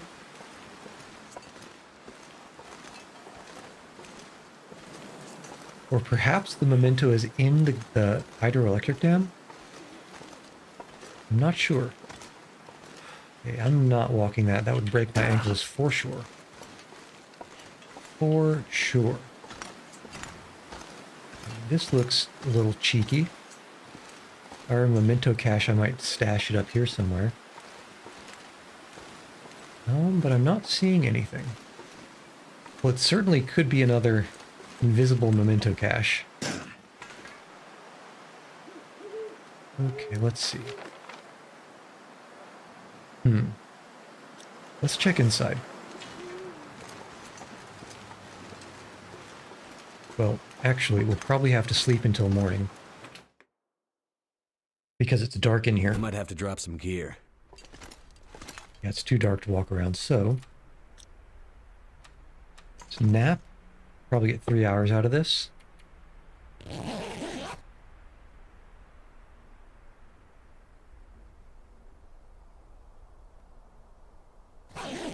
Looking good, nothing snuck up. I don't know if it's still the case, but there used to be a wolf inside this dam here. That would surprise you. Surprisingly, of course. Let's see.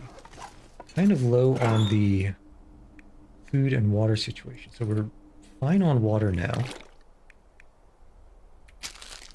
Do I want to take that food? That's empty. So this place is basically empty on food now, I believe.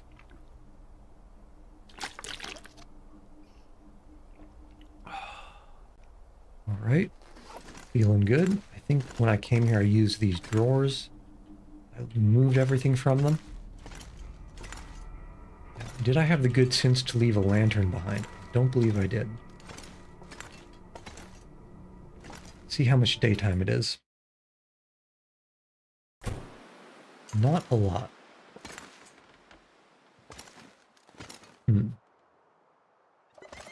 Too much stuff to carry. Let's go harvest the pelt off that wolf. And actually,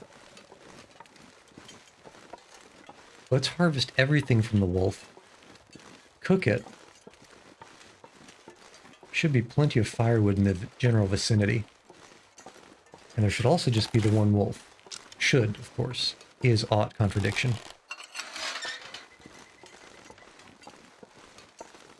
Okay. Clear. And let's see, we need some sticks or some branches.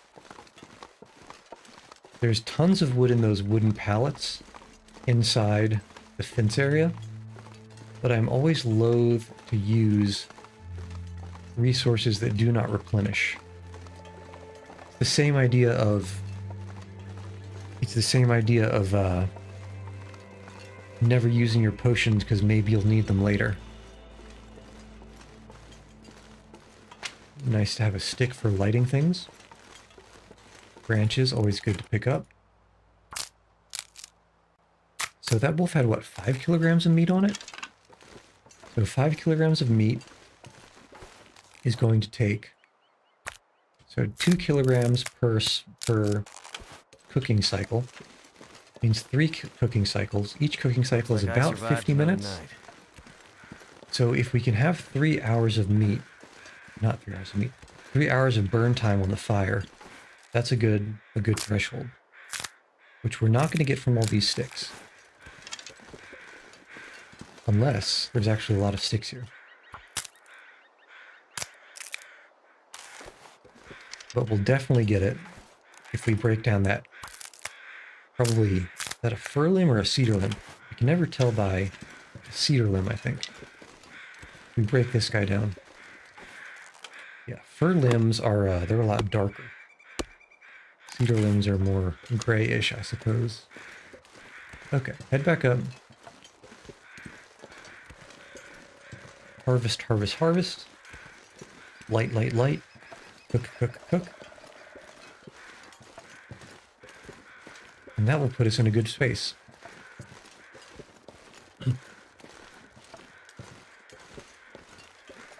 Pretty good way to be. Food-wise, water-wise, stashed equipment-wise, because the next area is actually quite inhospitable. So it's not impossible, especially if we get ganked by more wildlife, it's not impossible that we get forced back to this dam area. You know, like maybe if we get unlucky with a fight and then also get caught in a blizzard. Oh, only 3 kilograms. Okay. Must have been the other wolf I was thinking of. Take it all. Waste not, I suppose. I can barely walk with this much gear. But you can walk, can you?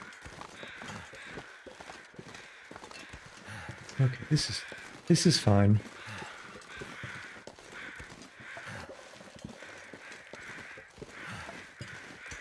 And now it actually should be bright enough if we go inside. That we should be able to see things without. And also we can use the fire to get some torches if there's any extra unburned fuel. Alright. Unfortunately, it is not bright enough to use the magnifying glass. So we are deprived of that treat.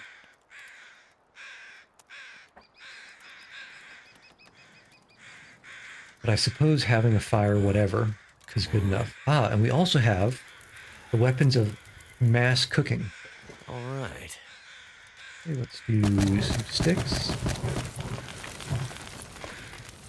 And let us begin process. Playing a rhythm game. Cook, cook, cook, cook, cook. And we can wait for you guys to be finished. Cook, cook, cook. Grab, grab, cook, cook. Not that. Cook, cook, cook. 1 minute. I mean, I guess fine.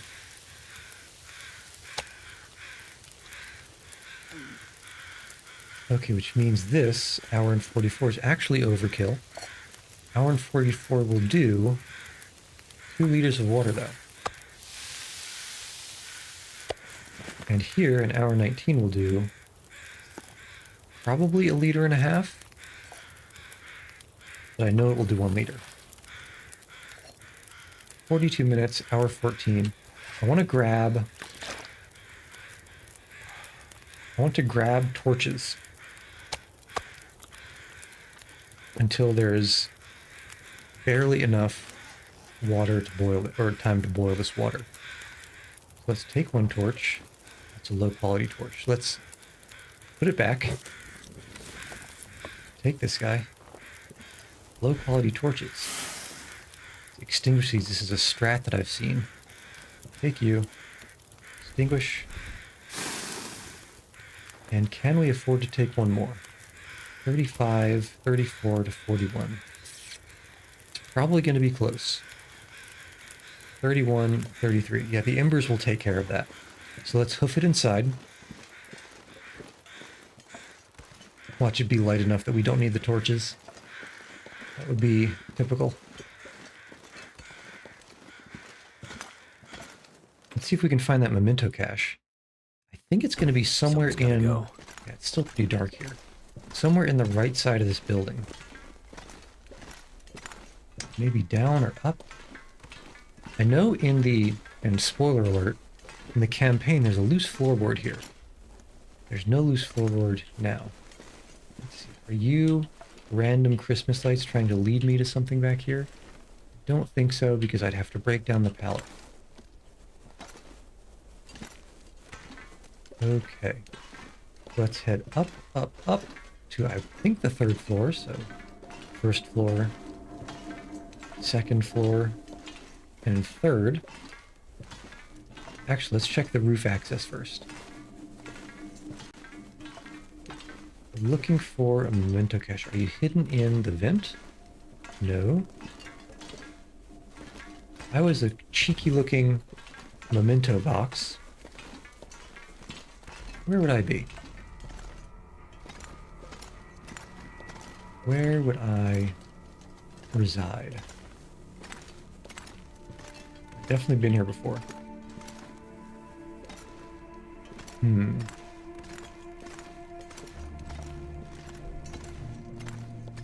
Maybe I would be in the office room? No. Fish. Okay, that's a no, no. No, no. No. I guess not. So there's kind of another half of this dam over in that direction. In the campaign, you access it. And can I light? Yes. You access it during an aurora, I think. It's like the end of chapter 3, I want to say? Or chapter 2. I think it's the end of chapter 2. Okay, no box here. So I'm wondering... I remember when I first played this game, there was a wolf hiding in the stairwell. And I'm wondering if, one, the wolf is still there, or two, if the extended area is there. What are you? Rifle cartridge. How did I miss that the first time around? There, that's openable.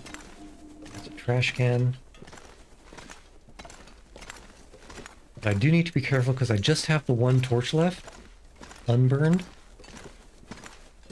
And it is a little bit low fuel-wise. It's going to be a no for a cache there. Here is the control room. Yeah, like this area is the second area I'm talking about. I wonder if that is accessible. Could this be it? No, that's a safe that I've already cracked. Memento cache, memento cache. Wherefore art thou? I'm thinking in all likelihood it's not outside. I'm listening very closely for paw pads. Because this is where our friend was.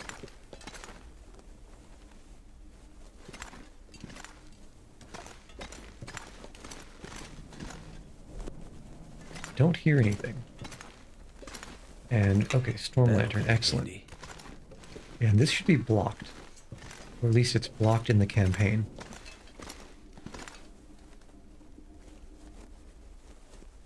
Trying to listen. Nothing.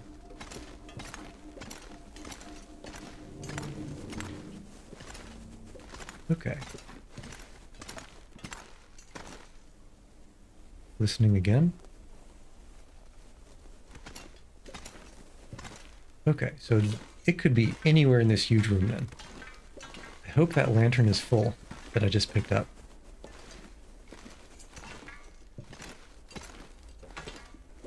For now,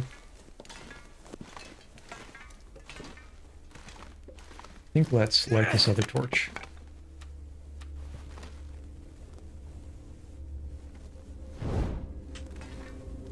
Okay, memento cache, memento cache.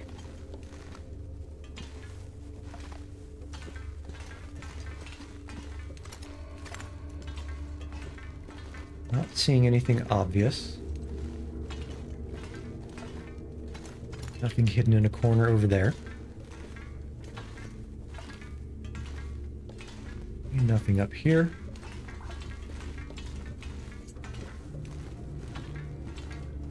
Could you be? No, you're simple tools, and I don't need simple tools. But I might as well consolidate the location.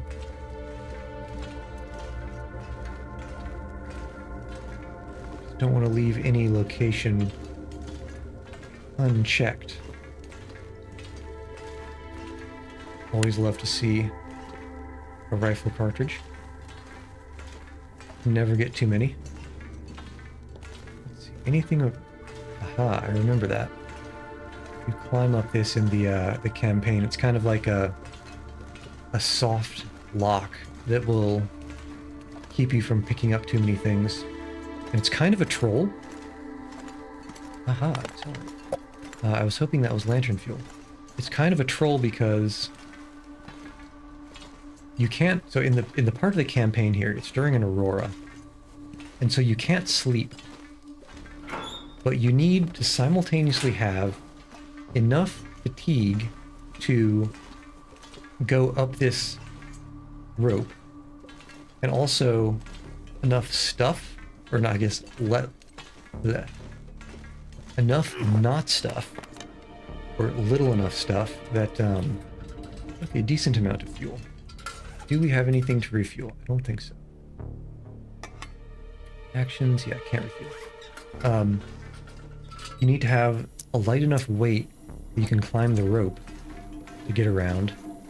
But if you let your stamina get low, like for example, if you're trying to ferry things back and forth because you don't know the game is about to, is this moose? Yeah, hope nobody needs this anymore. Because you don't know the game is about to steal all your stuff from you in the next chapter, then you can waste a lot of time walking extremely slow down corridors that are probably a little longer than they have to be, trying to keep all your stuff. Ask me how I know. It's because I did. Okay, so I think the last place I could think this memento cache would be, because it's far on this side of the building, would be here. At least according to the map. Who put sardines up here? But I don't see it. So now, I just kind of want to... First off, I think we still need to go over... I need to climb down to get down there, but we'll see. I don't need this on. Let's see if we can walk over there.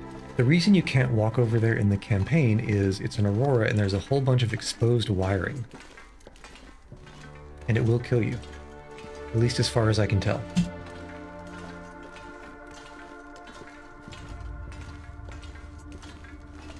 But it's obviously not an aurora now, so I wonder if it's just walkable. Or if it's not, maybe the door over in that direction is shut. Because that direction just goes to a bunch of sort of hallways and rooms that end at a sudden sort of... Basically, it takes you into a cutscene. And that's when the chapter ends. Can I walk? Can I walk, please? Yes, excellent. Okay, where's the door? Guess we kind of need light here. Okay, there's the door. Has a special opening animation. Maybe it's not... It is interesting. Okay. I'm gonna have to leave something behind. The broken arrow. That's concerning. Although I guess this is the guy. Oh, more broken arrows? Wait, did I just pick up another lantern? Okay, so this guy got arrow shot, which is kind of making me a little bit concerned about what I might be walking into.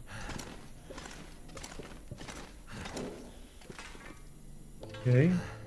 And the question, did I just pick up another lantern? I did. And it's got even more fuel, so let us... It's not great condition, though. Can I empty it? No. But, I mean, there's nothing wrong with a 25% fuel lantern, or 25% condition lantern. So let us use this lantern until it runs out of fuel.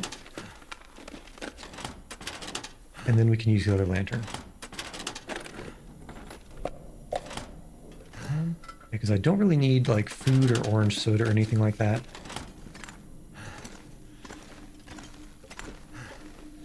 Just hoping to not run into something that shoots arrows like a trap. Sneak around all the corners. All this gear is slowing me down. So it is. It's not like you need to walk particularly fast right here. Yeah, I've been using, instead of sewing kits, I've been using fishing tackle. Hook and line. Okay.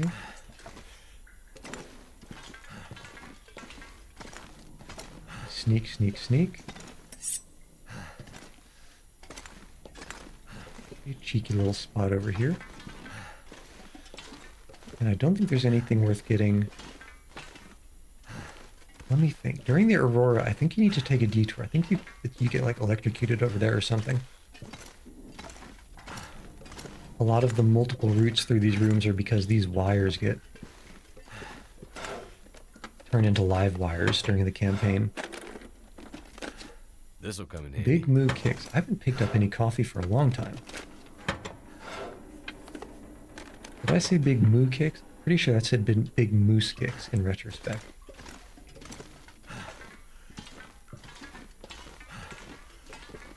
Okay.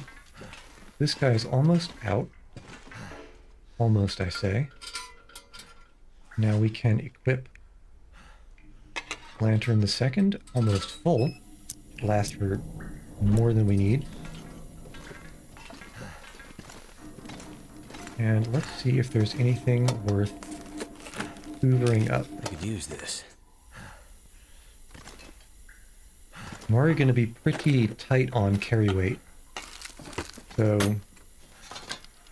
if it's not something that I'm extremely interested in, I'll probably just leave it here. Flare. Now, if I were going to shoot an arrow, I'd probably shoot it down this corridor.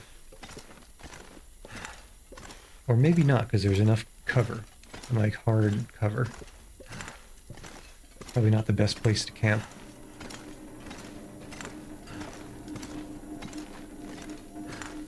And I think it's right up this stairwell is where the cutscene, the end of chapter 2 is.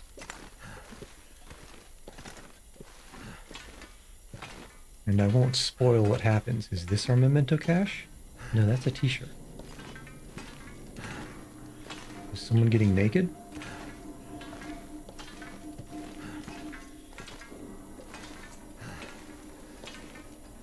Okay. Are you bright enough to not need this? Not quite.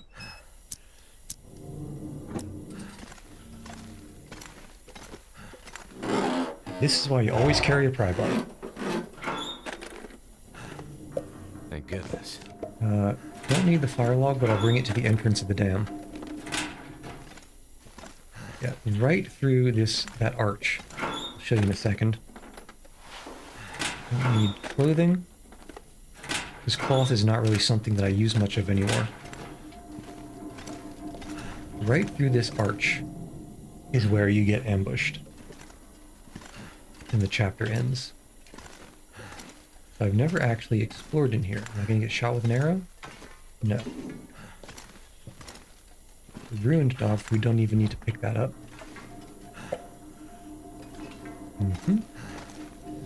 And this is not enterable. If I were a memento cache, surely I would be here, right? Wilderness I think kitchen. I can use this. I think I'm already a master cook.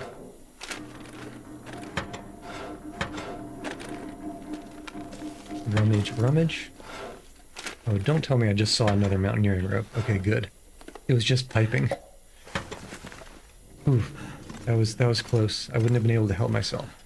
Rifle. Thank goodness. I guess we can bring that to the entrance of the dam. Is this? Yes. The memento cache. Is it food or? That is a lot of MREs. Okay, so I think that's probably everything worth a darn here. Except, don't need the accelerant, never use it. Rifle cartridge, good to have. So I think we can stop burning fuel. and stumble our way back in the dark. Let's eat and drink to lose a little bit of weight. I really not have any water? Suppose not.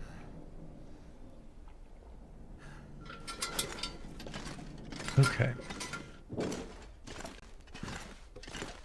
Although that kind of leads to the question, as a tangent, scrap metal can be used to make hooks, which you can combine with the line that you get from cured gut to make fishing tackle. Fishing tackle is great to have. You can tell that I've got like 10 of them.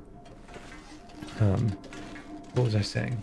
Right, we can stumble our way back to the entrance of the dam in the dark, and then drop all this surplus stuff. Actually head outside, pick up the water, drop a little bit of the water in the dam as well. Just walking through the darkness for a bit. Luckily it's still daytime, so I can see somewhat where I'm going. If this was dark, if this was nighttime, it'd be dark. I mean, never mind that there are no windows.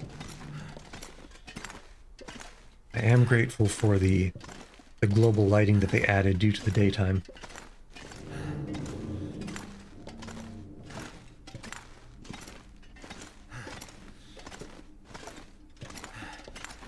Because otherwise navigation would be pretty rough.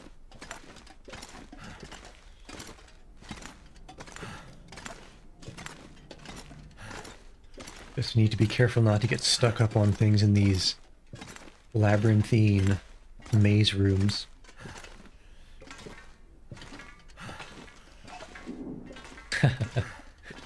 And also not look at anything else that's bright in the room, because that'll make my night vision get shot, and even with the moderate amount of light I won't be able to see anything.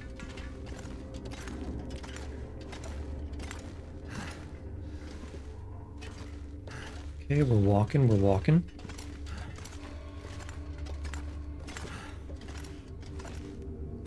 And, well, no, I don't think we'll actually be able to line up the sleep and the fatigue meter so that we'll be able to sleep until dawn. Probably end up waking up in the wee hours of the night. If I'm reading the time of day and the fatigue meter correctly and estimating. Okay, stairs up, then more stairs up, and then walk around, then more stairs up.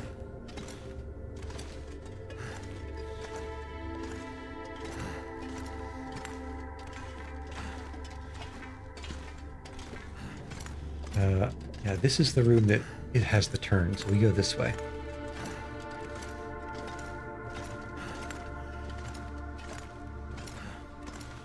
And this room split in... Okay, yeah, I think this is the last room until we hit that big turbine generator room.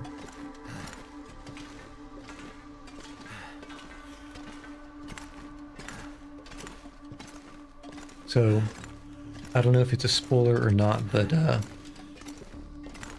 when you end the chapter in this area, so right now we're in Mystery Lake, which is over here. The next chapter happens all the way over here in Blackrock. And I think the only way for me to get there in survival mode is to walk all the way through Ravine, Coastal Highway, Pleasant Valley, and then hope there's an exit to Blackrock, which it looks like there might be based on the river. But I don't know for sure because I've never been up that way. I think even... It's dark. I think even the last time that I... Left is right? It's right. The last time I played survival mode, even Pleasant Valley wasn't in the game. I think it might have just been... Yeah, here's our door. It might have just been the Desolate Highway. It's nice and bright in here. It might have just been the Desolate Highway and... No. The Crumbling Highway. No. Forlorn Highway? Desolation Point and the other coastal one. Those two. I think those might have been the only two.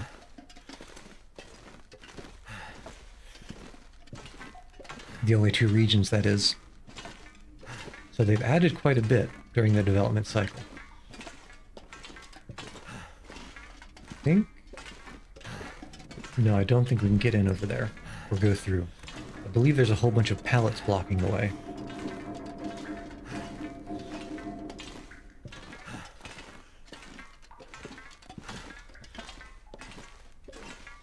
As I was saying earlier, once you get into this room, the elevator activates. It's kind of up there. And it brings you to, I guess they changed the geometry of this area, because it brings you to a little elevator landing room right here. This door doesn't go, or does it?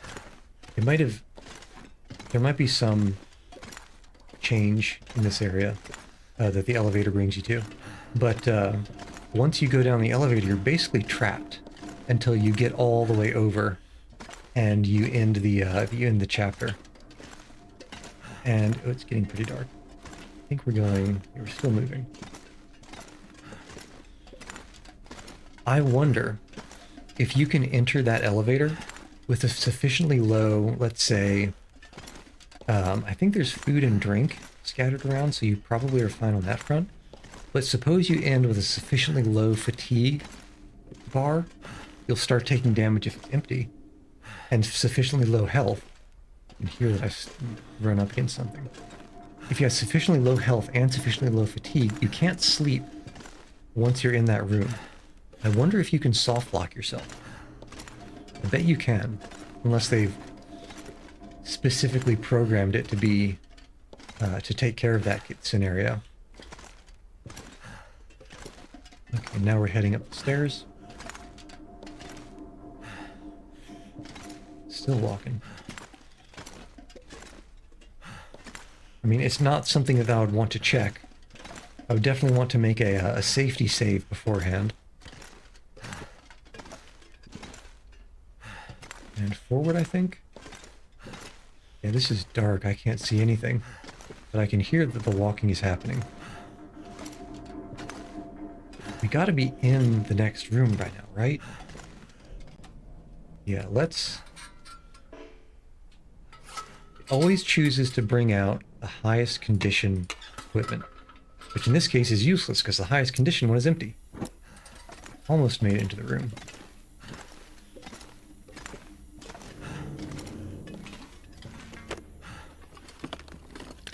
Which is actually the opposite behavior from what I would want, because I want to use up the things that are low condition so I can drop them. You only need one set of anything at a time, unless you're planning on keeping a stash in case you lose things. Put you away now. Now let's put this somewhere obvious in case we need it. That there. And then we'll drop the empty one on the ground. And now we can stash a bunch of stuff that we picked up over here as a nice little way station. Let's keep a couple of sticks. You never know. Oops, what did I drop? Fire. I want to keep those fire starters with because they're so strong. What do we pick up here? Put a stem, one bandage, purification tablets. Food-wise, let's put one of these MREs, all the soda, sardines, salty crackers, and we're gonna get more water outside so we can put that in. And I think we can... No, we'll probably end up eating the wolf meat. Probably end up eating that. What else are we carrying? What else do we pick up? Because we're still walking slow. Oh, I guess we're also walking slow because we have very low fatigue. Let's go get that water, come back in, and sleep. I'm not going to be able to carry this load for much longer. And I think the sleep should bring us to something just past midnight. Man, I forgot there's still a lot of pelts over there to pick up. Okay.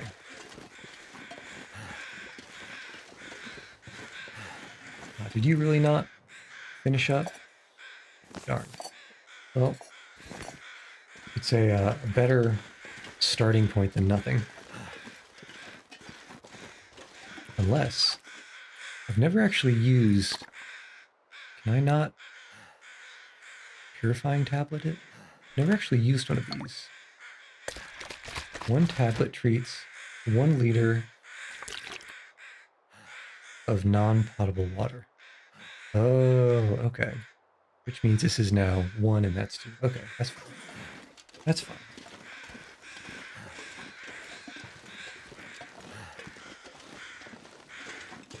Yeah, let's drop things, sleep, and then see how that brings us. Because I do want to be extremely careful in the next region, the ravine, because there are places where you can just fall off a bridge and die. Ask me how I know. It happened on the way back, on the way past the ravine to get into this area before. It was pitch black. Now there were barely outlines that you could see, but it was daytime. Well, it was daytime IRL, pitch black in game. And because of the glare on the screen of my monitor, I actually couldn't see Jack, and I just kind of walked off a bridge. This gear's starting to slow me down. Funny story, because I knew there was a gap in the bridge ahead.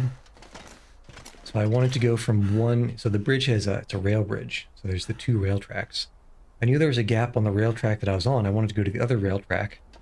But it turns out there was also a gap in between the rail tracks. I just walked right on. As you do, right? I'm pretty sure as you do.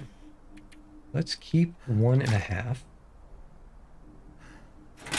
And let us start drinking and just not that kind of drinking. Let's start hydrating. Hydration reminder. And pop us quick squat. That doesn't squat the pop. This does. Probably sleep for just about 9 hours.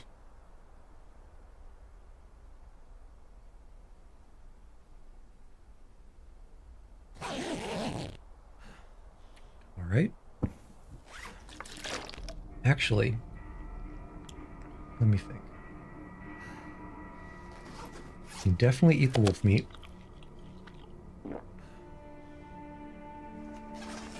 And I suspect we can get back without having to bring any more food. But just in case, let's do the sardines too. 300 calories. I've mentioned this before, but if you keep your food meter from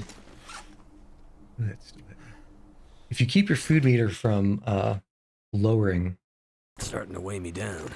what else can I drop? From emptying, like properly emptying for long enough, the rifle. I can drop the rifle. And I should, because there's rifles galore, probably 1 or 2 in the next safe house we're going to. Let's drop that in here. But back to the topic, if you keep your food meter without words. If you keep your food meter from emptying for 3 days, I think it is, in a row, you will achieve Zen, let's say. You'll get a buff that lets you carry 5 more kilograms, which is excellent, because 5 kilograms is like 8% carry weight. And there's also a moose hide satchel, which you can craft, and which I have crafted, that will give you 5 more kilograms of carry weight. I guess it's more like 15 kilograms. Not 15 kilograms, 15%. Because that gives you a total of, 5 plus 5 kilograms is 10 kilograms more, brings your initial 30 kilogram carrying weight, this is going to be rough, to, ooh, that is rough. How did we pick up so much? Flares. It brings your, we can drop the flares here, right? And a knife. It brings your carry weight up to 40 kilograms from 30 kilograms, so it's like I a can barely 1/3 walk with this much gear. a 1/3 increase. Okay. And cargo pants too. part of me actually does want to walk slow, because that makes it more likely that it'll be daytime when we hit those really dangerous ravine crossings. Yeah, but this is rough. Why are we so slow? What did we pick up? I guess we picked up a book. So this thing is, let's see, it is usable. Oof. Wait, cooking 5? No, I just need to do this. And it'll say I can't, and then it'll disappear from here. And now we can drop it. Okay. Drop you. What else? We can drop you. I don't even know why I picked up the antiseptic. I really only use old man's beard wound dressing, because it takes 3 lichens to turn into a dressing, and I've got plenty to replenish. What else? What else is extra?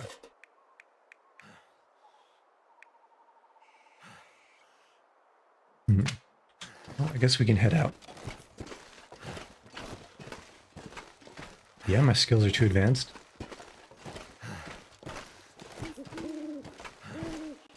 I'm practically Emerald Lagasse over here.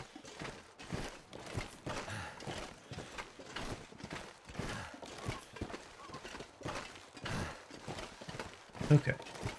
Nothing Fluffy has replenished the one that we took out. Alright. It's not even too cold, so it should just be a nice, leisurely walk to the next zone.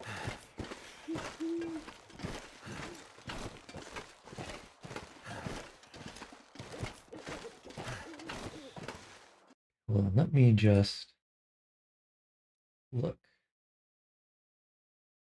momentarily.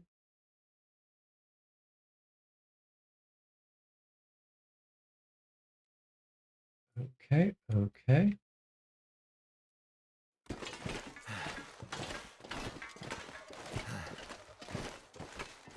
Alright, looking good.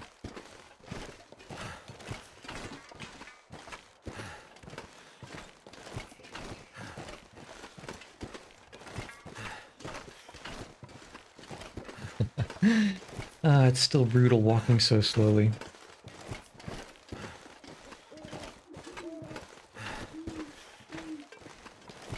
I wonder if someone has data mined to figure out exactly how much slower you get for every single kilogram that you've got over the encumbrance limit.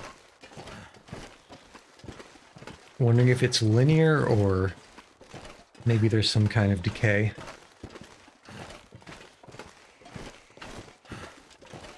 Suppose it could be either way.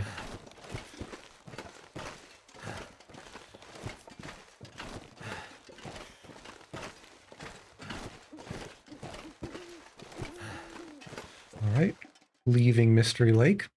This pack is getting too heavy to carry. Well, this pack has been too heavy to carry. You know it.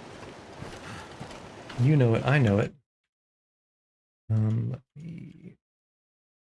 So many tabs to be had. Okay, okay. Alright. Tabs all across the sky, you might say.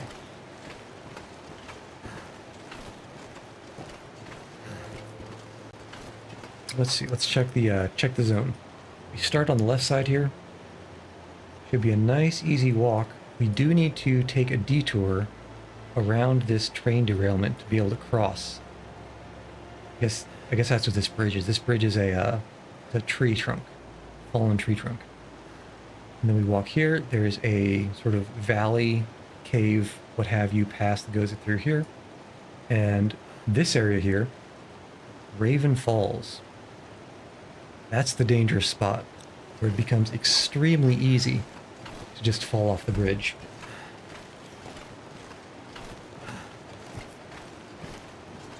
Some might say the easiest. Okay. But as it is, I mean, it's a cloudy night, but it's not so cloudy that it's rather dark.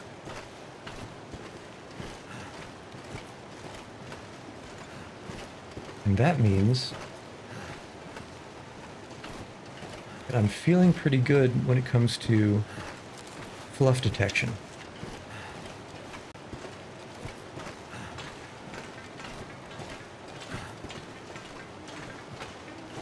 So we're just going to follow the train tracks for now.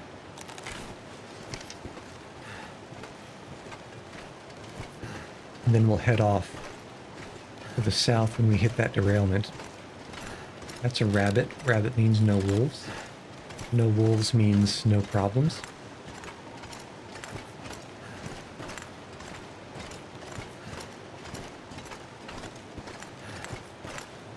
Mm-hmm.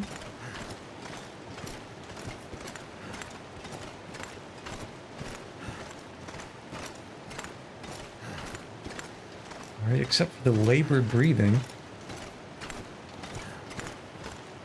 pretty peaceful. And I shan't, first off, it's too dark. I shan't be tempted to run up there and start dropping charcoals.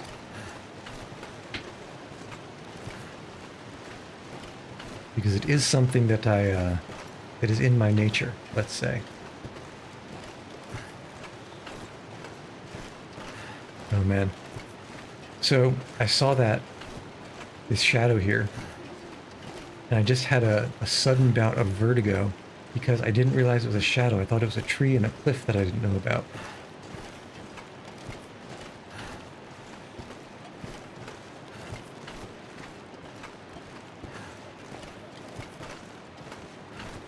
But the shadows at night, they're surprisingly detailed, which makes it sort of hard to convince my brain that it's not something that's actually real, that it's a shadow.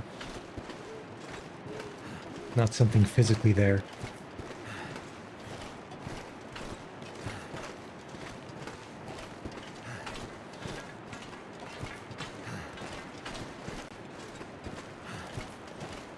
So we should be not at the derailment still, so we want to stay on the tracks.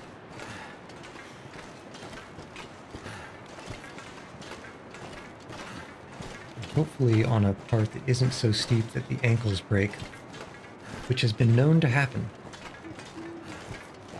This random coal is random coal. We don't need random coal.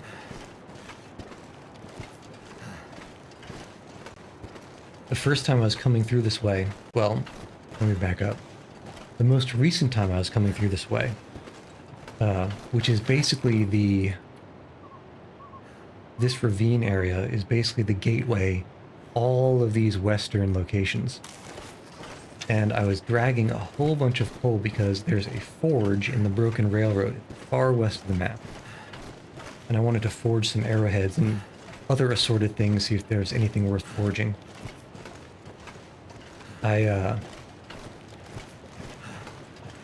You need coal to get the forging, well, furnace hot enough to actually do the metalwork. And I wasn't sure if there was a very good place to get coal on the way or anywhere nearby.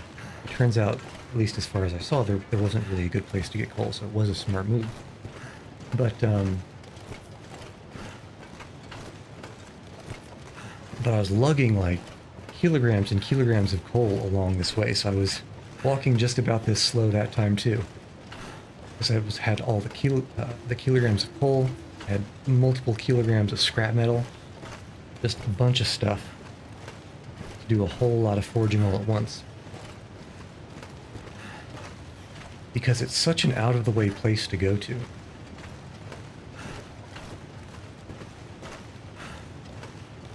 Let's see. I don't remember. Do I go through one of these? I don't remember if we go through one of the trains or if we head off earlier. I think we might go through. Let's see.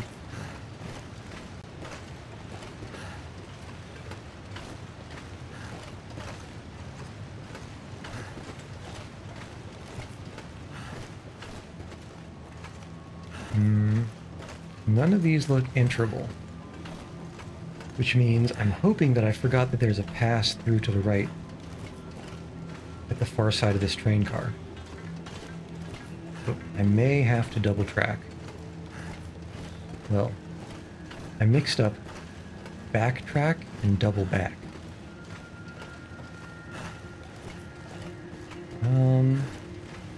Yeah, I'm not seeing a way through here.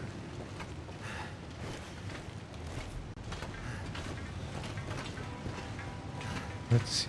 Last hope is this. And that's a no. Okay. Missed the cutoff.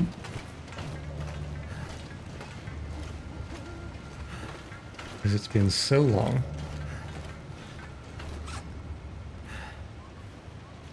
At this rate, might have to make another fire and even eat one of these MREs. It's kind of a shame.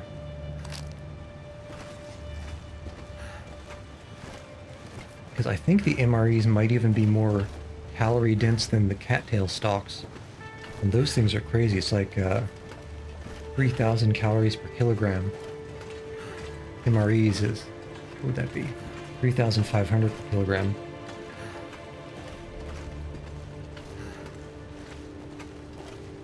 As I'm sure you can tell, with me lugging all this stuff and walking so slow, carry weight, you can reduce it. It's crucial.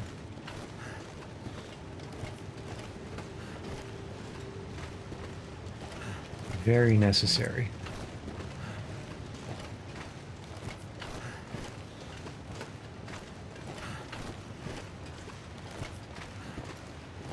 Alternatively, maybe if we can snag a rabbit on the way. I don't think the rabbits come this far away from their little hutches, but it's something to keep an eye out for. I have been dragging around some rabbit hunting arrows for all this time. But if the opportunity arises, might as well make use. That's probably a dead end, so I think I have to go around here.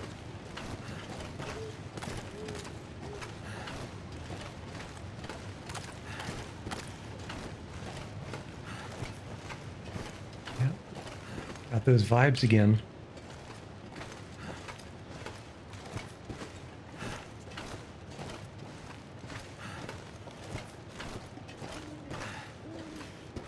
Definitely art direction wise, I think they nailed it.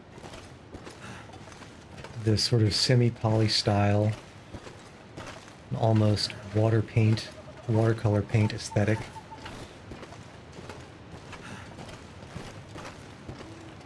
It's got its own feeling to it.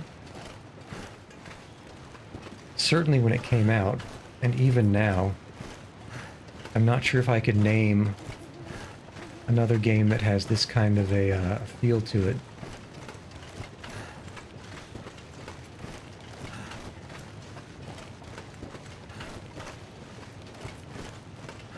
Because it's not the kind of open world survival crafting, but you can literally craft anything up into a castle sort of game that seems to have its own kind of popular genre.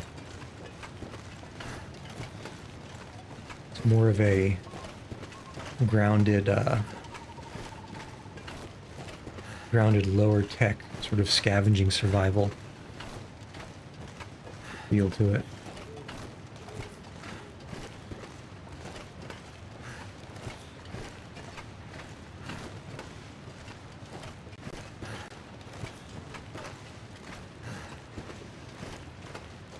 Okay.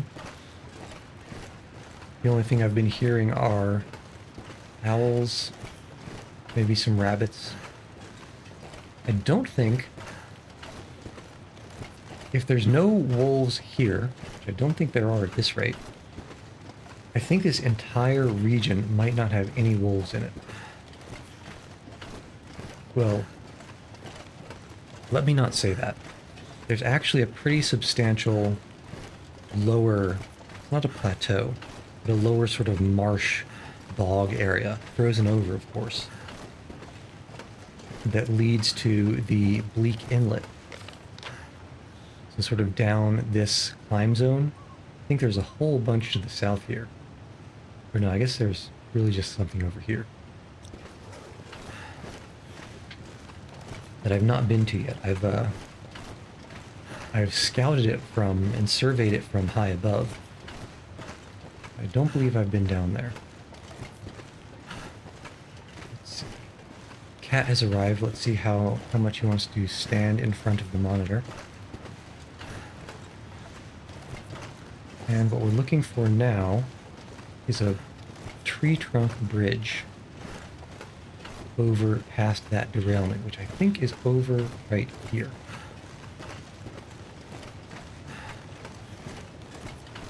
Because it's not so high that I wouldn't have seen it.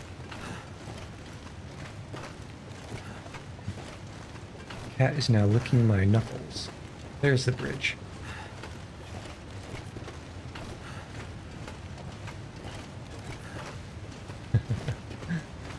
Ah, he's too cute. Although he's also dangerously close to starting to press buttons on the keyboard like last time. And he's also covering up all of the health meters. What am I stuck on? One thing I'll say is sometimes there's geometry in this game that will get you stuck questionably. Seems like something you could just take a small step over completely stops you in your tracks. Let's walk before we break a leg. And his rough little tongue. It does get... Gotta wipe the knuckles. It does get a little bit rough. Oh, now he's licking again. I wipe the knuckles off and he starts licking again. Okay, this hop we should survive.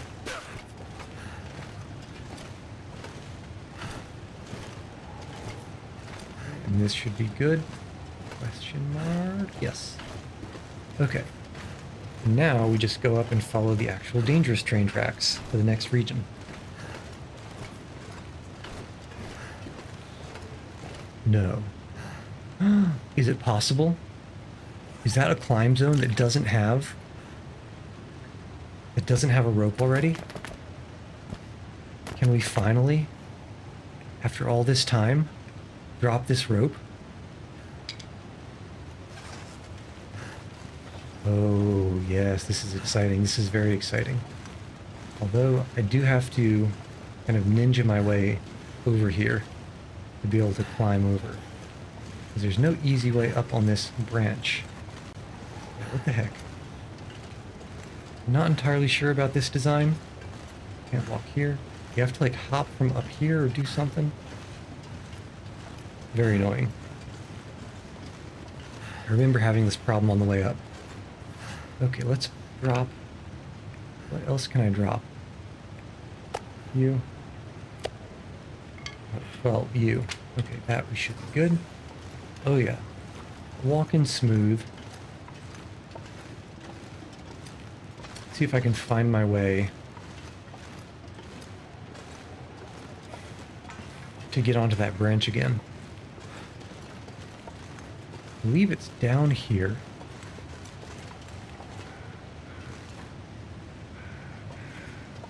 Oh, this isn't walkable.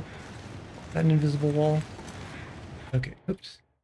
Cat sits on the escape key. Okay. Hoofing it, hoofing it. And now the cat is covering the left third of the screen, so we need to be very careful not jumping off this branch, because we will die immediately. Safe. And up. And come to me. Come to me. Give me that rock.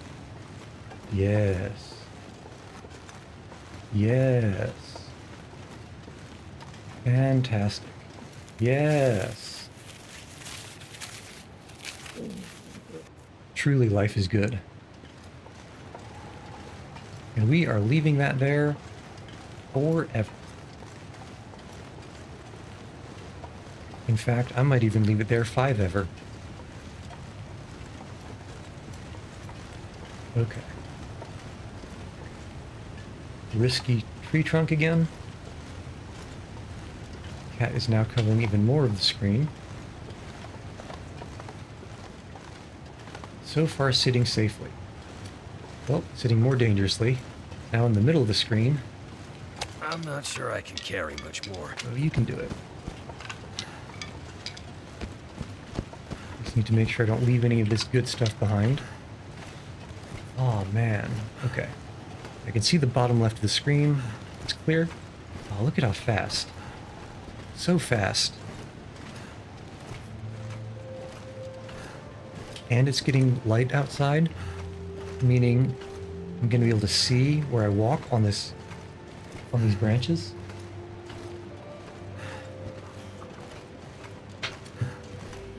Man, I'm freaking out. Okay, there we go. When the cat sits in front of the monitor, the cat also sits in front of the me detector, which confuses things. Oops. Looks like we might have a little bit more of it. Walking nice and safe. But I will say at this rate, so that tunnel entrance is not the final tunnel entrance. That is only, where is it? Right about in the middle of the screen here. So once we get through, I do want to pop a charcoal. Just clean that dark spot up a little bit. Feels like a lot of gear. Well, it is a lot of gear, but it's less gear than before.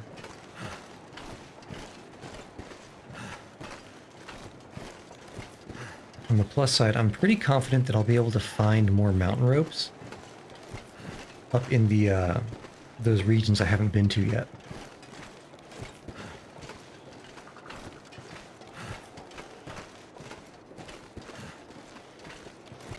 Okay, I think this bridge is still intact. And I'm noticing that it's getting colder, so I'll have to keep an eye on that.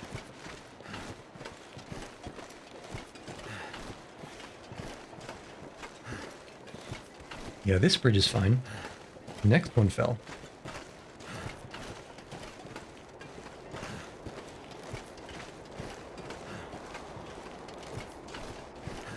And it is indeed, as we can see, a long way down. So let's try not to make it our way down. Looks like a new day is dawning. So it is.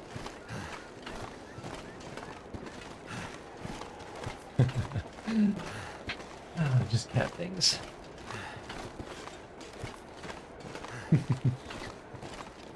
See if this helps.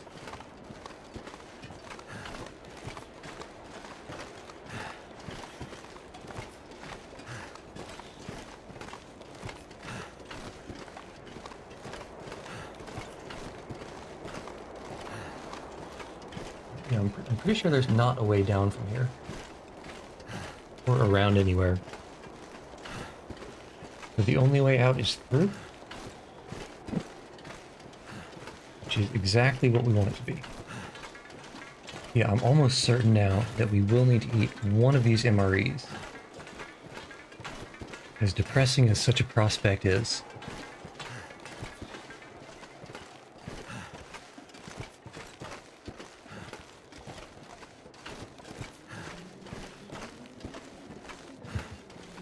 Ah, the cat.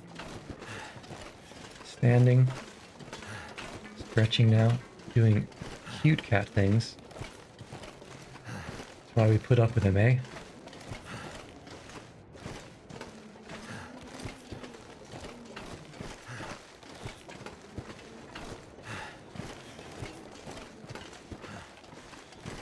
Alright.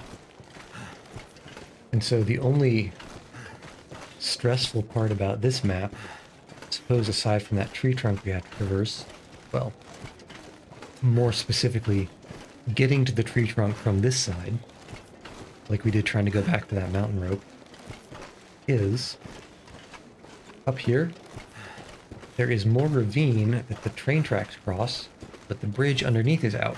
So you have to be very, very careful to walk on top of the track irons. Let's see, where would this be about? let us get a little ways out of this tunnel here and then do a charcoal.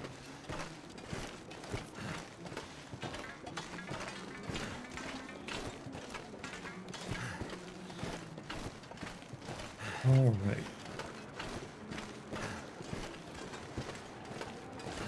A little ways. And this ought to do it. Fingers crossed. Did we nail the location on the map? And we did. Okay. Now I'm pleased. Very pleased. And we do have something to drink. Alright, great. I think we're going to be fine on water getting back to the safe houses. Still think we're low on food. Because I'm not going to let that... If I wanted to, and I wanted to keep the MREs so badly, I could let the food gauge go down and start taking damage. We'll take damage slowly enough that it's not going to be a problem before we get to some other source of food. But I want to keep that buff I mentioned. Yeah, see that? The different... This bridge up here is not walkable except for on these tracks. So I need to be very, very careful. And I'll show you exactly where I fell before and why I'm a little bit salty about it.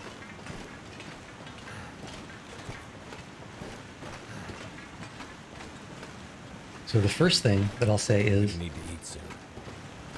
now clearly we can see that these wooden slats, they're individually modeled, right?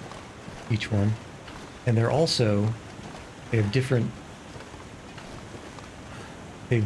widths between them. Like there's different gap sizes, both vertically and horizontally.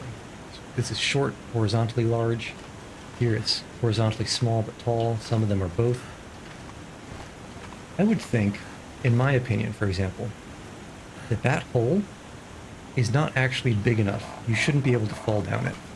But if you tried to walk in the middle of these tracks, you'd fall straight down. But in my opinion, what should happen is you should start falling and then your torso would just flop over onto the ties in front of it, and you wouldn't fall all the way.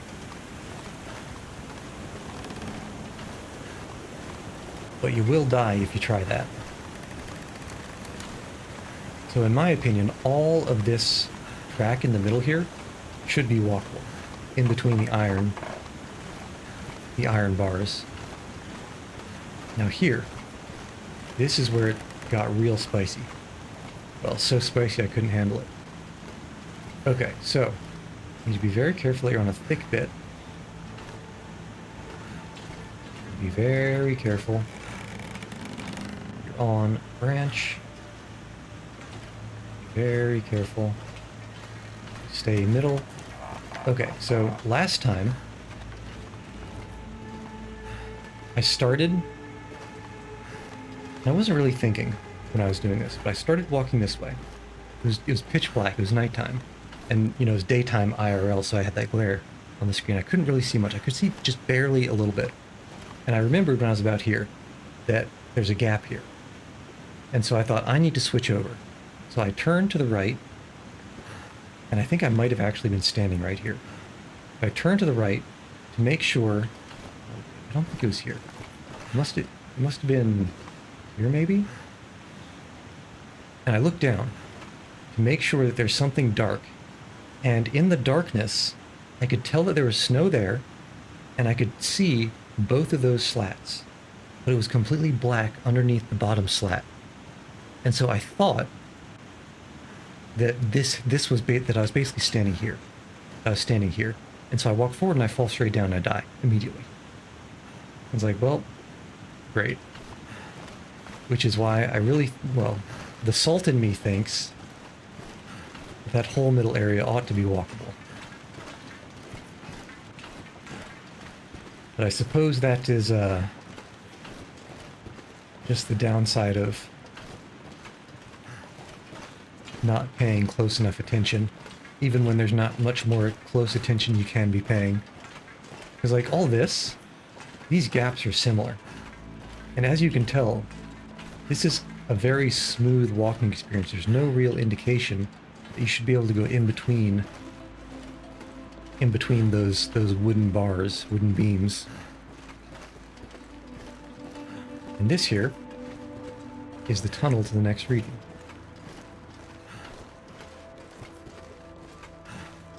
Yeah. Almost certainly going to have to eat one of these MREs because we're getting a little uncomfortably low on the food meter.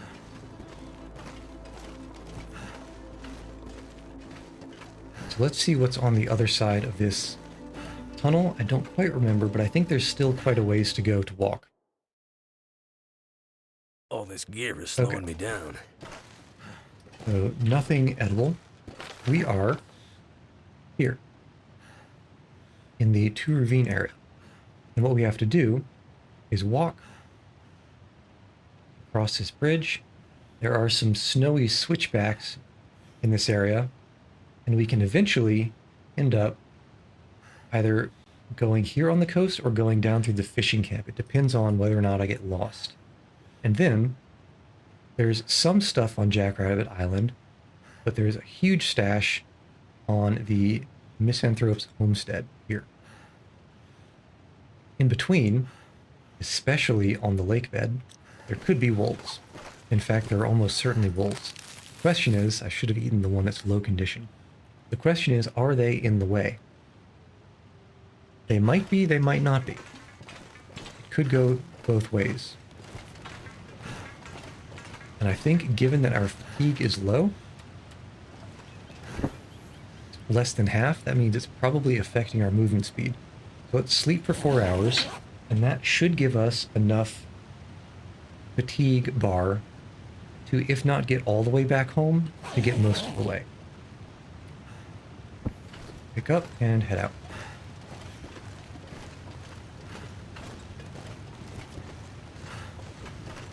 Still too over-encumbered to sprint.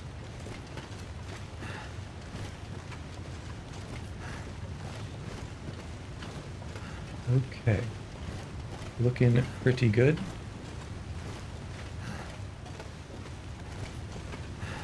Odd little ice rock. You can see quite far. Can we sneak down here? This would be a cheeky little shortcut. I think we can. And I think we can be quick enough to get off the steep incline that we're not going to break an ankle. Please? Please? Yes. Okay. But these hills are possibly alive with the sound of awoos. If we just follow this stream down, we should end up here, which means we want to cut to the left eventually. But we can follow it for now.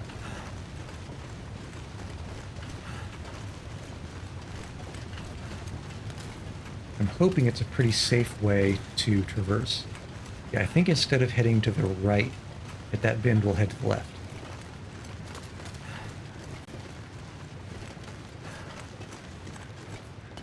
And let's be ready, Parabellum.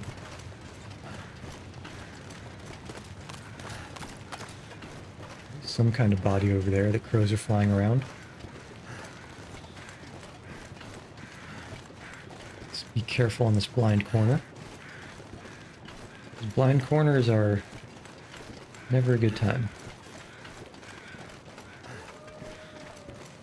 I hear an awoo in that direction, and not far at all, actually.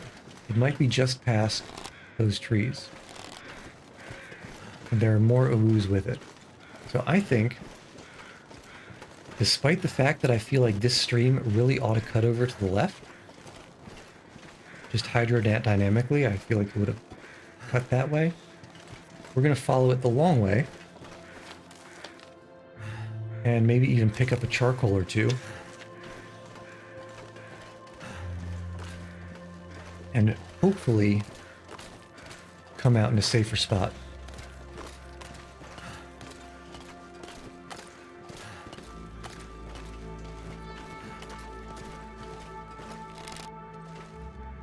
Okay, that's just overlapping geometry that makes it look wolf-shaped.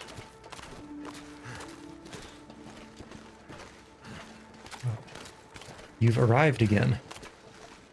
I still don't know if it's Larone, Laramie, or Laroni, as in jabroni.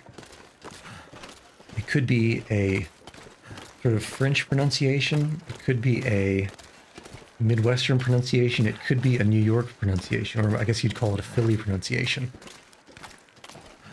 Great mysteries. But despite the frog's likely low, do I hear anything? Despite the frog's likely low lifespan in such an environment, it's always welcome.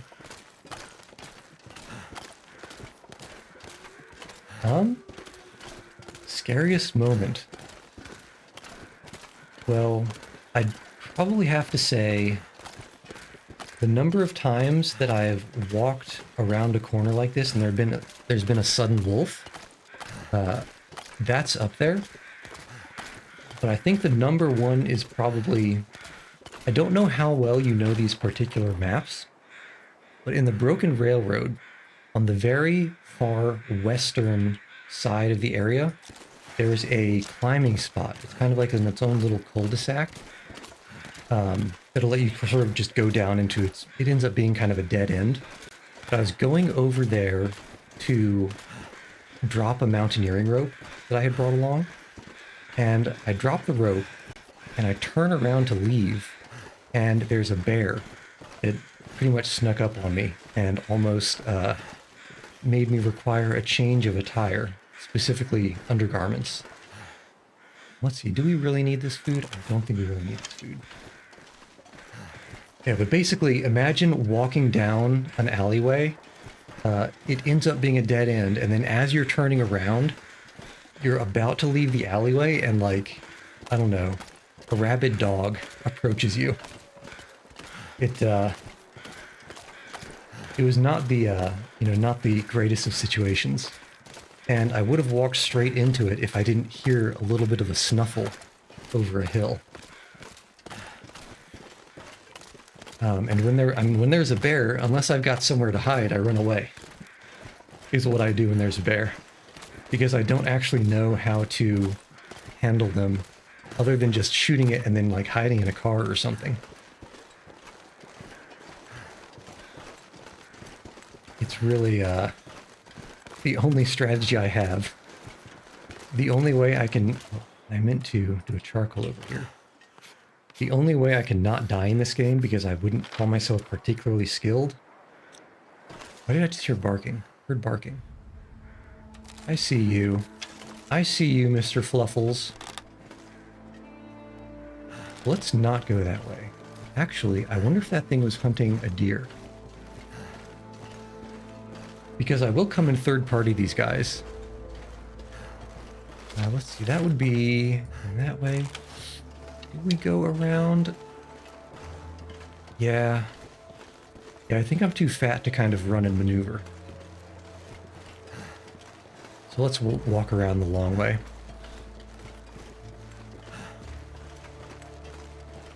I don't know if you were here when I mentioned, but I've got a like a house. It's probably like the worst house to pick. It's like way out in the water here. But it's got a whole bunch of food and things, and I'm just trying to not cause any trouble until I get there. Actually, maybe get a couple of stalks. I'm a tiny bit worried about the food situation and it being a little bit on the low side, because I'm walking very slowly. So my understanding is that if we look at the world map, this ravine area is kind of like a gateway into all of these regions over to the left. And I just finished hoovering up basically anything good that's worth taking from all those regions over there. And that's why I'm walking so... Did I hear it? Why I'm walking so slowly. And I don't want to basically drop any of this stuff until I can stash it at home.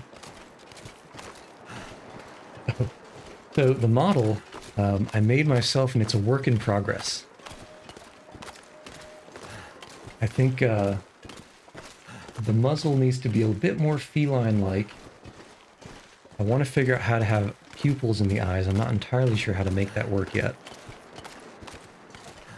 And I also need to figure out how to apply something other than the default white color.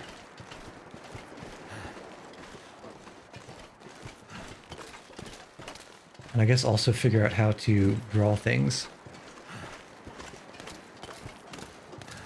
But yeah, I figure it'll work for now.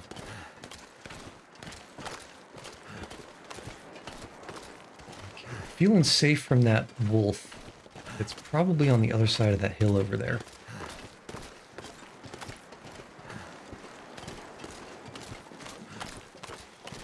Okay, but we keep following. This is a bit farther south than I intended to go.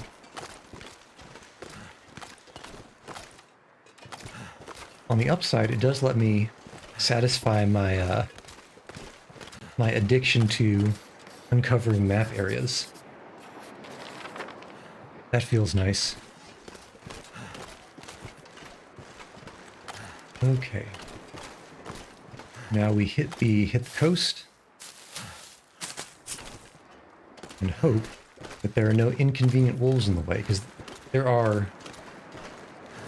Did I customize someone? I don't know entirely what you mean, but if you're still talking about the model, I made it completely from scratch, which is why it looks so janky. If you're talking about the game, no, I did not make this at all. This has been... Someone has been developing this, and I believe recently finished it maybe a month and a half ago, for something like 10 years. It's in an episodic style. How does a huge bit of coal get on top of a piece of ice? Oh, yeah, no, the model is, you know, the model is kind of bespoke, if you'd call it that. If you want to say it's fancy, you can call it bespoke. But I made it.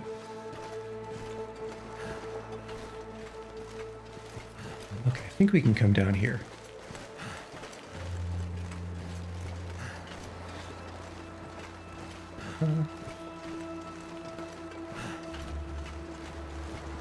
And there's a bunch of stuff I'm still learning about the model front. I don't really understand how to make the physics like the...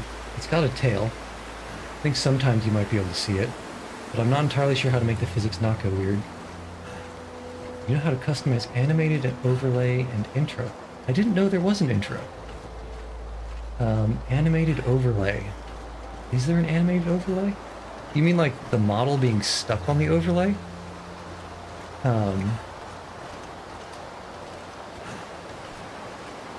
Wait, I have a friend?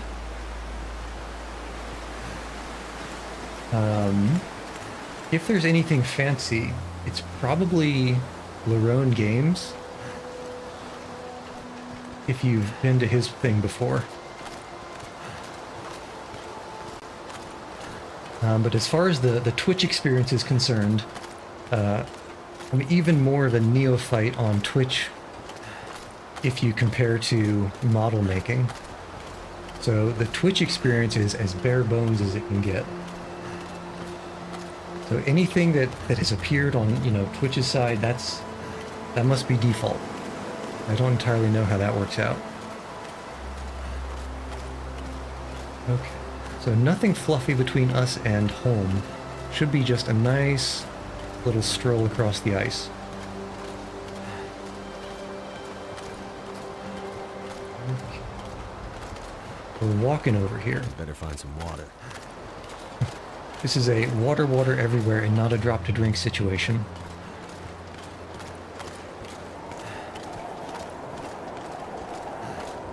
So I'm looking at the little puffs of ice dust on the water getting blown by the wind, and luckily they're in the direction that we want to go, because if you're walking into the wind, you'll walk a lot slower. Moving visually used in seals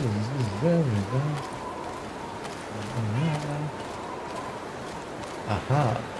Okay, so there may be I'm not entirely sure if they're working right now, but there may be some sort of a chat thing happening on the overlay. And of course there's the model. Those are the only two things that I've added. Anything else, I'm sort of in the process of figuring out what I want it to look like. I've got an idea of what's possible. I just need to think on it more.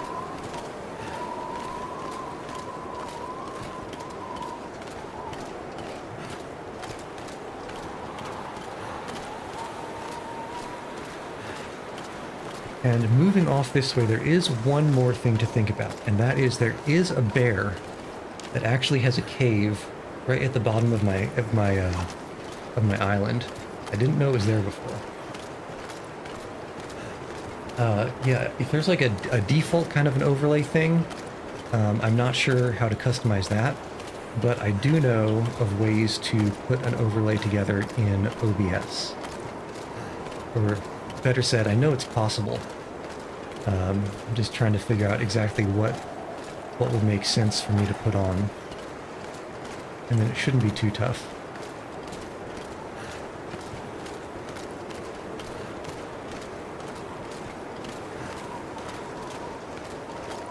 Deer mean we're safe. Because if a deer is just chilling, that means there's not a wolf nearby enough to hunt it.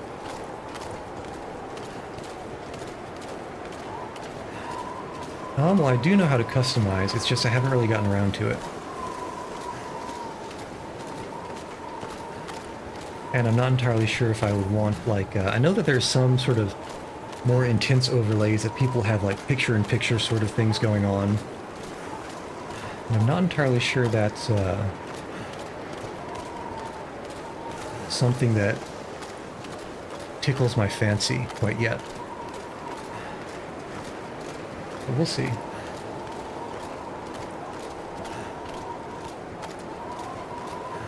I believe this is walkable to the right here. If you go too close to the edge, the ice will break and you'll fall in and bad things will happen. But I don't think we're too close yet.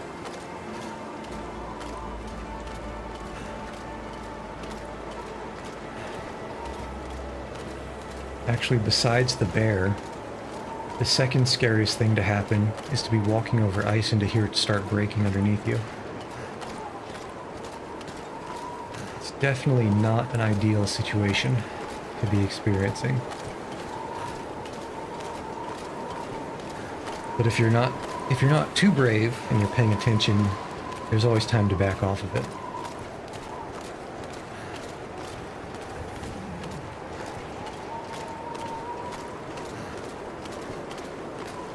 And there, I believe, is the island we're trying to get to. Yeah, because that house has all the goodies in it. We just need to not dehydrate before we get there.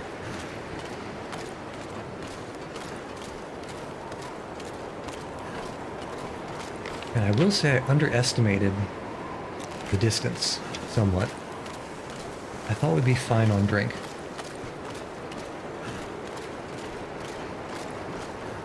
But what can you do? Other than starve, I suppose. Was that there before? I don't remember.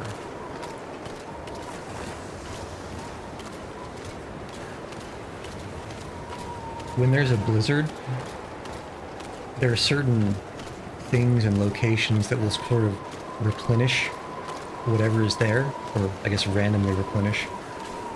Like, for example, big branches and limbs will get blocked down so you can get more firewood that way. But one of the reasons that the coastal region is so strong from a survival perspective is that a bunch of assorted junk will get washed up on the shore of this sort of like ice beach. And you can find some things on the beach that are otherwise completely irreplaceable or non-renewable. I guess we already checked that guy. Well, you can find tools. Sometimes you can find ammunition. Sometimes you can, I guess food is replaceable. You can find saplings, arrows, arrowheads. I guess the arrowheads are in the arrows. But it's very, very good.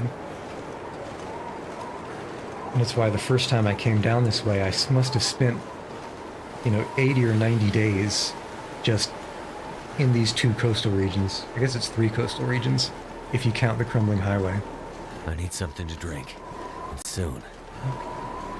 If I stocked up well, there may be a little bit of water in that fishing cabin.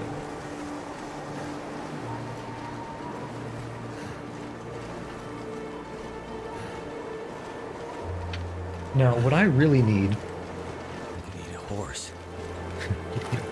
What I really need is, I need to set up my sort of... There's like a virtual thing you can press buttons to make things happen. I don't have, anything set up right now. But I need to set it up so that I have a button that when I press it, the clip from Mad Max Fury Road, where Tom Hardy says, "That's bait," I need to have a button that brings that clip up, because that looks like it's too close to the edge of the ice for me to be messing around with it. Yeah, like here. A free hatchet. And a bunch of ruined salmon. And also my love, fishing tackle.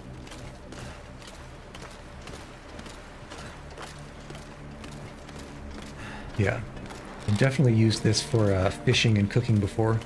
But there's a decent chance that there's... I mean, not that we can't afford the health damage. But there's a decent chance that there's already some food or some drink here. See if we can get lucky. Going to be a no. And a yes. It's like I planned it all along. Perfection. Okay. And luckily the blizzard arrived when we are close enough to the island that we can't get lost. And those are, of course, famous last words. But I'm feeling good about it. I think as long as I keep the bare edge of the shore over there, I keep walking this way. Yeah, there's a tiny little nub of an island with some rabbits on it. And then the main island should arrive. Unless... There's the shore. There's the nub. Which means we can just keep walking this way, and there's the trees on the main island. Excellent. So even with the coldness,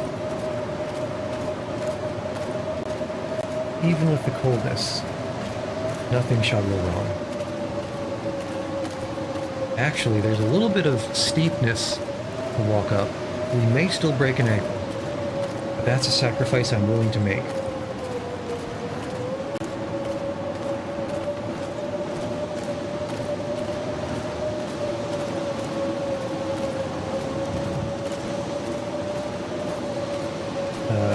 Unless... Okay, I may be slightly lost. I think the shore is still this way, which means the island should still be this way. Approximately.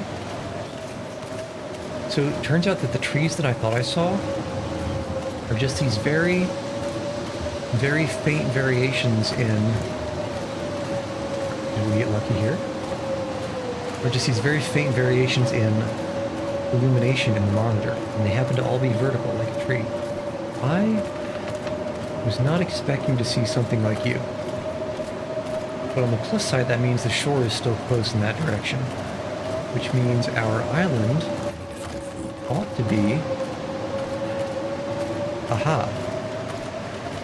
Here. Perfect.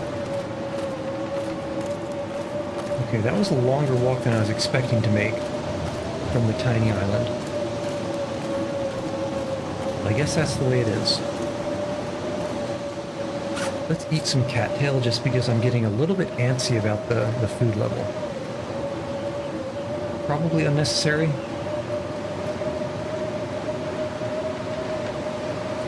but it'll make me feel better. Okay, so the dock. Can't feel my hands. The dock means I actually missed the early entrance to the island, but we are in the right spot. Yeah, I wondered why we were walking for so long.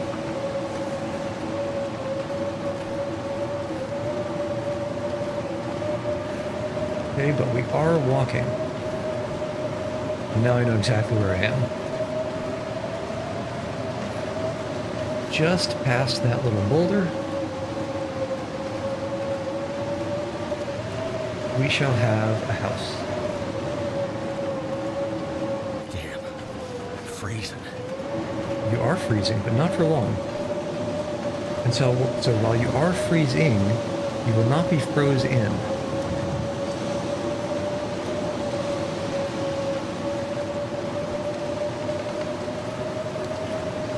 Alright, we're walking. Of the Christopher variety. And let's not break a leg, please? Please? Yes. That's the third scariest thing that can happen in this game. You're walking up a hill and it's steeper for longer than you expected.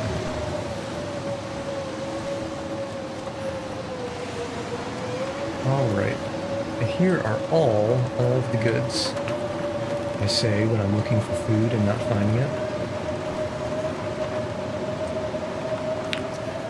Okay, turns out, I want to say I have a better recollection of this rock having food in it.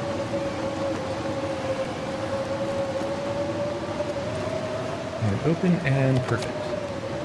Actually, instead of the bear meat, because that's actually pretty good caloric density-wise, let's get the wolf. Because it is the lesser of the huntable meat varieties. And also, I want to say I leave water in the fridge inside, not outside. So let's Gear's starting to head to slow the me fridge. Yeah, my car batteries that I lugged all the way here from Desolation Point. Just in case I ever find a use for the lead. Gunpowder. All of my hatchets that I found on the shore. Food, but where, oh water, art thou? Here we are. Okay.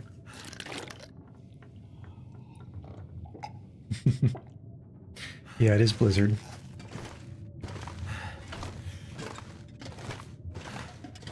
Okay, now we have the darkness. But I can drop all of this junk. So much junk. And let's start over here with equipment. Like, for example, extra hatchet. And we'll keep the pry bar. Maybe an extra whetstone. Actually, both whetstones, because I don't have any low durability whetstoneable things. Let's see. 2 cooking pots seems excessive. So let's leave one of these outside on the fire.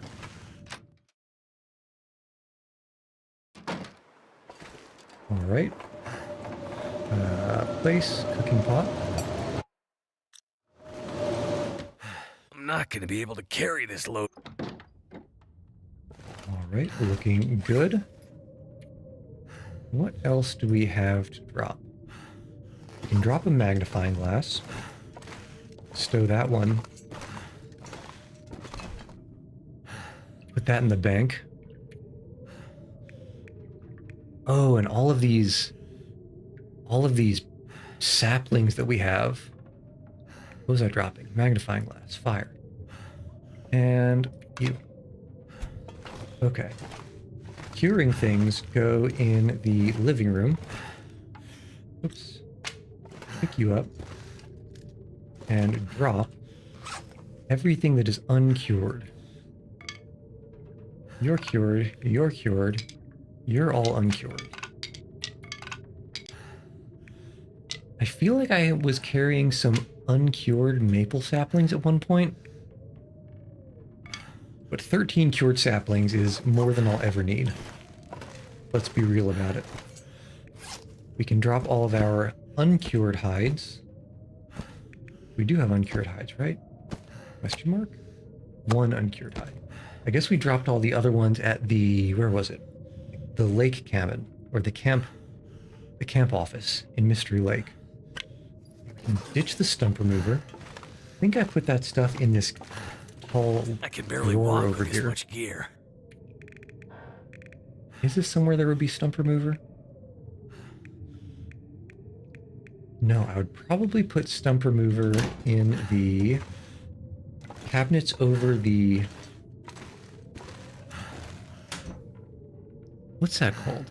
Why am I forgetting what that's called?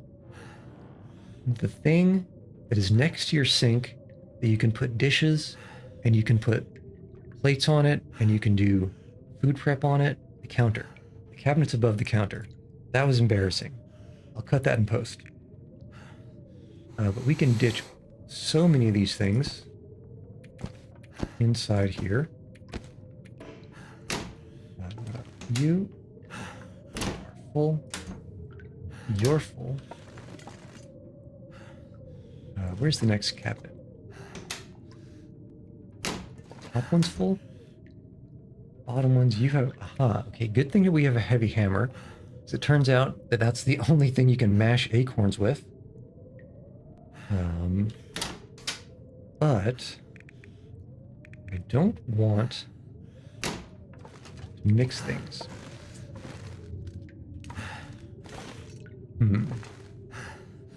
How to handle this requisitioning situation? I think maybe there's a cabinet up here. No, you're a shelf. Might just have to suck it up and start putting stuff in here. All the gut. All the gut. More gut. Leather. All the saplings. Moose. Wolf. And we can put the fresh gut out in... And I'm lost. I'm lost in the house. Okay, here we go. Fresh gut can go out in the living room. What a delicious smell. And now we're almost back to a reasonable carrying weight. Okay, with our bow and the propensity to not carry the revolver or the rifle, we can probably put most, if not all, of the ammo back in here. Let's do that.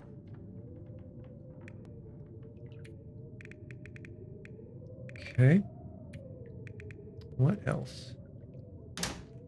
Get those broken arrows. Get those arrowheads back.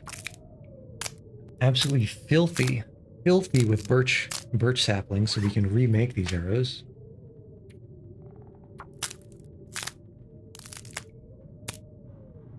Snap.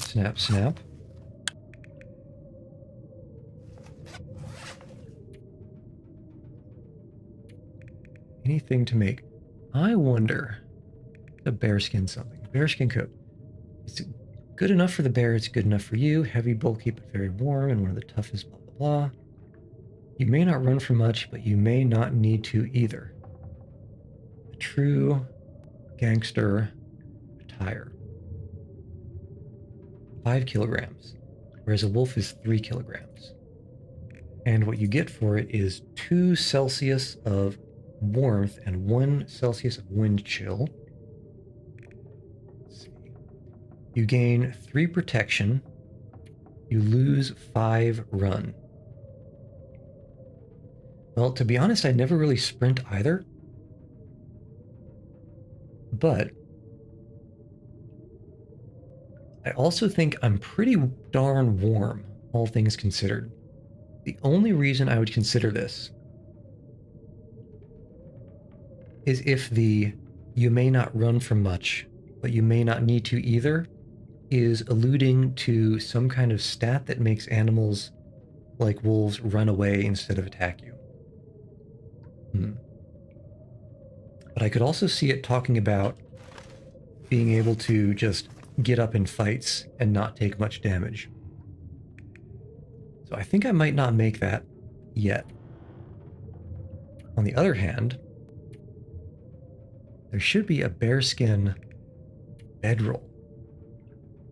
I think this is why I thought that the bearskin coat might scare animals away, because the bearskin bedroll says bedroll crafted from bearskin, heavy but very warm.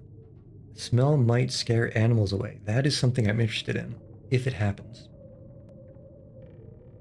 I don't remember how much warmer than a normal bedroll it is, but I do remember that they hand them out like candy in the campaign in the last segment of the campaign. Spoiler alerts, I suppose. Let's see here. Actually, we're under carry weight as long as we take a nap.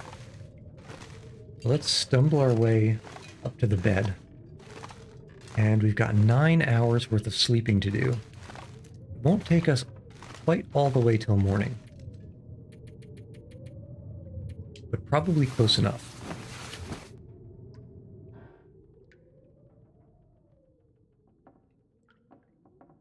I think I will make the bearskin bedroll. Ooh, my throat is trying to hiccup, but I won't let it. Surrounded by snow, but nothing to drink. Oh, you got stuff to drink. Don't you worry about it. And we shall quaff with gusto. Actually, speaking of which, stay hydrated on this side too.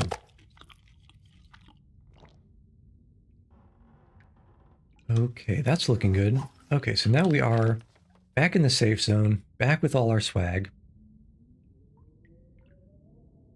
And the only thing left to do, I think, is even though the bearskin bedroll is 2 more kilograms of carry weight than the normal bedroll, one, I am quite interested in that insinuated stat of scaring things away. And 2, I suspect, so I'm heading north next. I know in Pleasant Valley there's a lot of places where it's just cold and there's nowhere to hide. I've never been to Timberwolf Mountain. I've never been to Ash Canyon. I've been to Black Rock for the campaign. Let me think. Let me think. I suspect that there will be enough space, enough places in the northern areas where there's no good cover, there's no good interior places, that having the extra warmth from the bearskin bedroll will be rather important. So let's see, the nearest, so that needs a workbench to craft. Unfortunately, there's fog. I believe the nearest workbench is up past the log sort. It's like in the log sort behind a building, behind a trailer. The coastal town site's probably got one inside the garage. Actually, I'm certain there's one in the garage. Let me think. So the abandoned mine, I think that is our way over into the Pleasant Valley. We're heading there next. I did hear, okay, fog seems to be lifting, which is great. But unfortunately, I am hearing a wooze in the direction of the log sort. Are they walk-aroundable? I do not know. There they are. Cute from a distance, but only a distance. Yeah, that's looking pretty wolf-like. But on the plus side, I'm thinking that's far enough away from the log sort that if I can just get there, that's actually a wider spread than I was thinking. There may not be a convenient way around. I can get to the log sort, They shouldn't bother me. It'll take 30 hours to craft. 30 hours. That would be... So I'll need a lot of water, or wood, and something to make the water in. And I'll need food.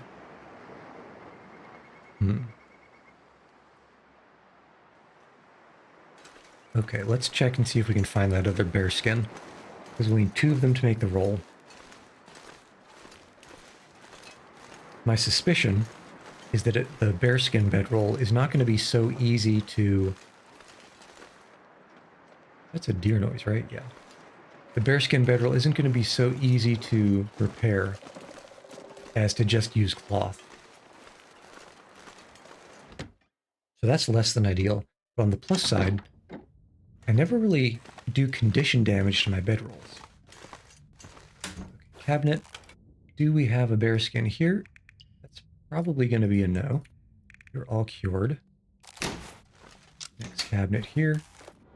Here's a black bear hide. Here's a black bear hide. Okay, 2 black bear hides. We need a couple more cloth. I was in the other cabinet. This one, I think. Yes. Well, how many do we need? How many do we have? Okay, 4 cloth. Was it 3 or 5? Let's find out. B is for bearskin. 5 cloth and 6 gut. So let's do 1 more cloth just to have an extra. 1, 2, 3, 4, 5, 6. 6 gut. Okay, so we have all of the things required. Now would be a good time to check the normal clothes. I kind of want to repair the boots. And I definitely want to repair the rabbit skin stuff. So let's get a deer. And let's get 2 rabbits. And those I might be able to start repairing here.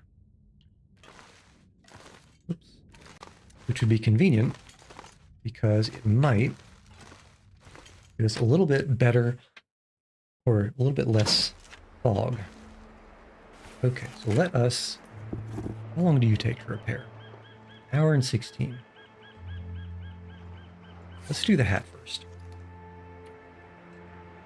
25 minutes. Okay. Oh, I guess that takes some gut, so Goodness. I have to pick a little bit of that up first. Another night. Well, again. So that's gut. This is going to be gut. I need to think about hunting some more rabbits. Those might have been my only 2 rabbit pelts left. And what else is the situation? I guess let's repair you. I don't think the fog is lifted yet. Well, it's lifted a little bit. Okay, we'll definitely need some food. Is there a bear visible from here? No, so who knows where it could be. Okay, how much food do we have here? We have a decent amount. 12. But I think the better use of food is going to be what's in the fridge. This will also clear out the fridge, and some of this stuff is quite low in condition. Delicious dog food. Granola, chips, and dip. Pinnacle peaches. Too heavy. And all these things will also serve as, not all of them, but the ones in cans will serve as fodder for making water if we need to. Let's drop the MRE. The MREs go in here? No, they don't. MRE can go in the fridge. Okay. And we got water. And we need a few more gut. 1, 2, 3. Okay, what is the gut situation? So we got 6. I'd like to have maybe an extra. We got 5 cloth plus 1, 2 bear, And I think it takes the knife to do the work. So we'll see. 88 should be definitely enough condition to do it all. Okay, and perfect. Fog's gone. Is the fluff gone too? It looks like there might have been an extremely convenient fluff migration. Wait. Is the...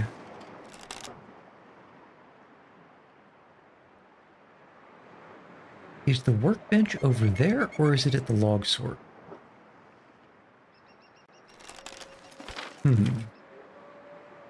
I think that's the coastal town something, or this thing. I want to say it's probably at the log sort. Let's see if there are...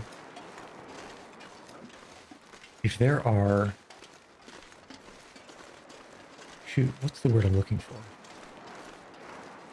Why did I hear a bark up here? When it should have just been deer noises. If there are trailers at the log sort, that's the word I was looking for, then we should be in good shape for the workbench to be behind one of them. Okay, and I don't want to go over that way either, because that's where all the fluff is. Let's steer quite clear of that.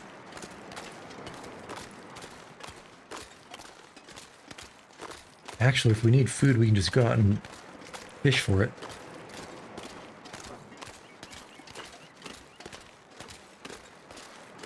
Instead of hunting or doing something else silly. But for now, let us just take a walk right quick. Yep. Long distance awoos.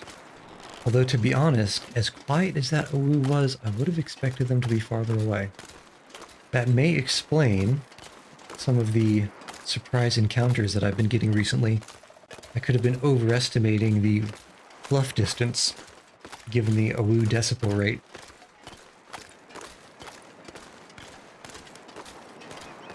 Well, I suppose, strictly speaking, decibels don't really come in a rate quantity, unless you were to make something like a volume change unit. I'm not entirely sure how useful that would be, but in the words of Paula Deen, who's to know? Wait, Paula Deen? That's not Paula Deen. It is the French cook, or the cook who popularized French cuisine in the United States in the Julia Childs. Eventually my brain will get there. Julia Child says, if you make a small mistake, who's to know? You're not about to break an ankle, are you? Okay. And I'm seeing some trailers. And I'm hoping behind one of them is a workbench. I want to see at least 2 buildings. Okay, here's one trailer.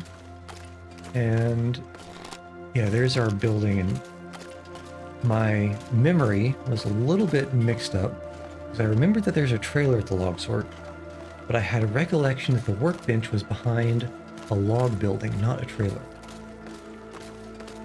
But here's our trailer, and wouldn't you know, behind it we have our log building.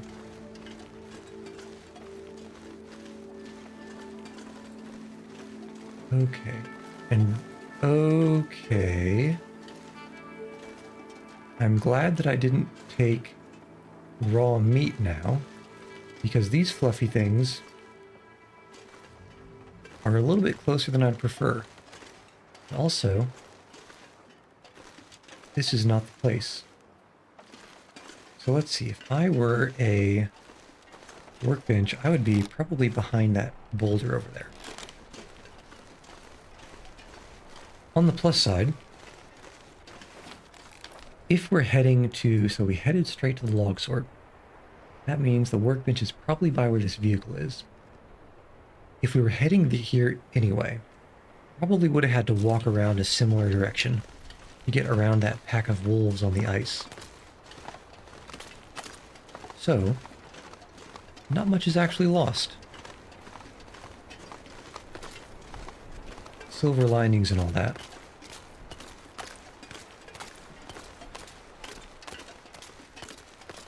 But man, I promise, if there is no workbench over by this boulder, this sort of rock hill, I'm going to be so mad that I'll stomp straight into town and into the gas station, where I know for sure there's a workbench.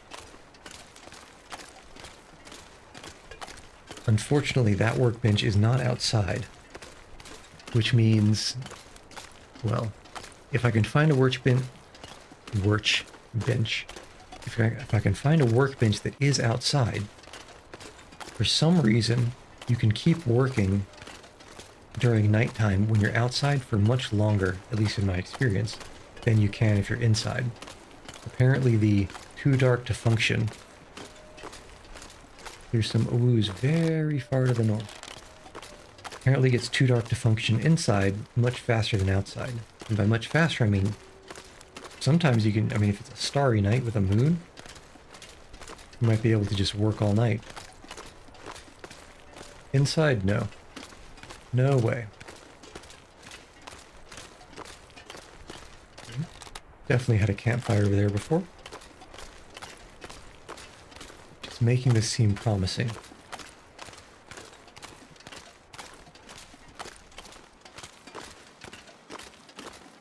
But still, you never... And there's our bear.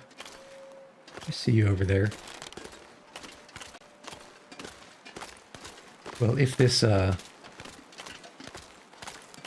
bearskin bedroll is so good, maybe I'll have to go hunt some more.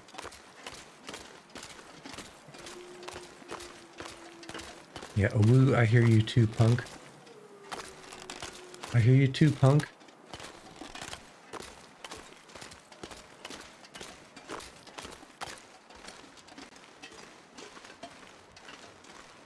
Okay, and what can we see? Now, if there's no workbench here, what that means is that the workbench was actually the fishing camp, and I've gone the complete wrong direction.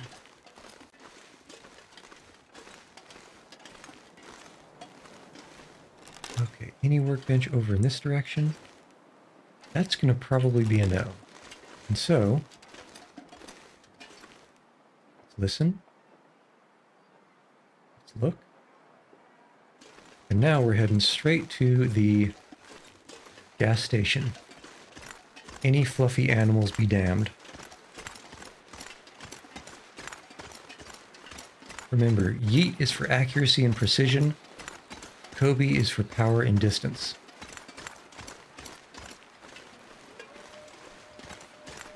Wait a second, that's the opposite of what it is. Okay, deer, that means we're completely safe.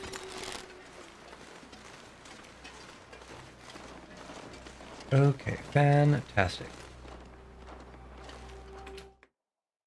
The only question remaining is, will we be completely safe when we leave? And nobody knows that answer. It's one workbench, and one of the other workbench. Oh well. Okay. I think I've gotten everything from here that's worth getting. Which means we can just get down to business. And start with some delicious dog food. This is the wrong species. Where's the cat food?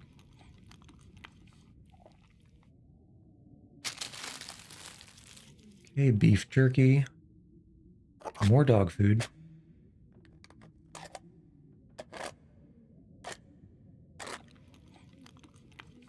Alright, looking good. And now, we get down to business. Actually, I am thinking of one pretty big downside. And that is, I wonder, only 17.5 hours with a knife? Why did I think that this was going to take 30 hours? I guess because Ah, I see. Coat takes 30 hours. This only takes half that. Okay. The only thing I'm worried about is cabin fever. Let's start with a good 5-hour shift.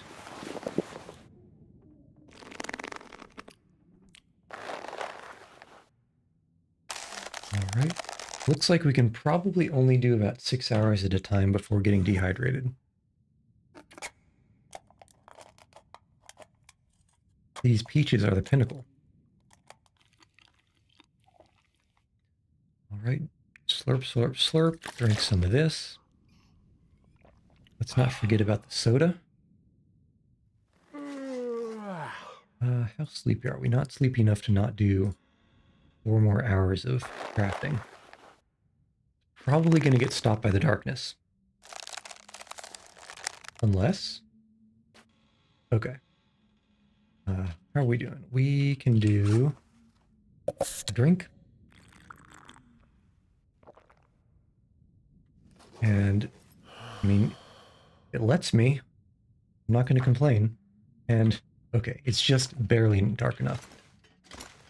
Now I just need to stumble into the bed. There it is. Somehow I got lucky. And we sleep for, say, 10 hours. It's probably all we can maintain before waking up.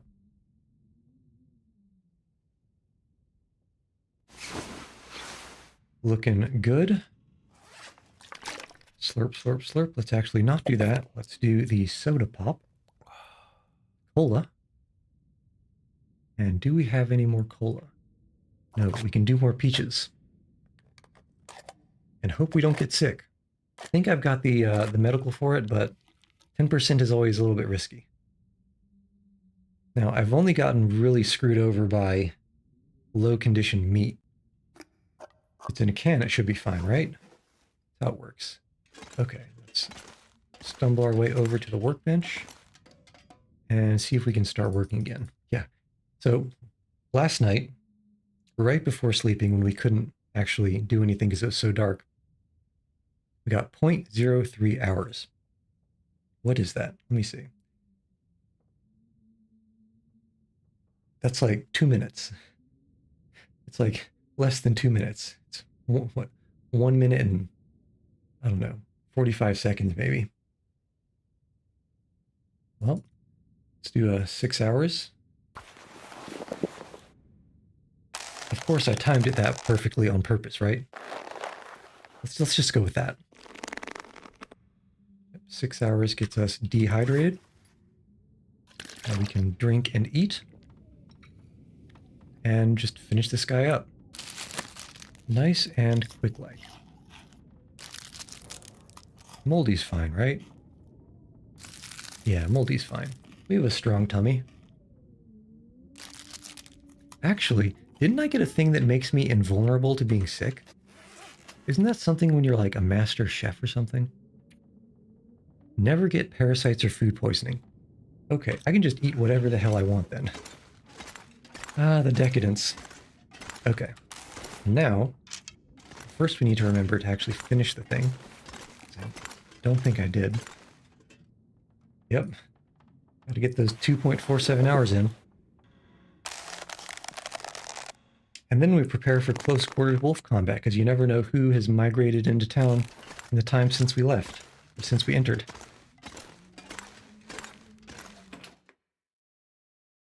Okay, we listen. We look for a deer. Okay, the deer are running. That's concerning. So let's move.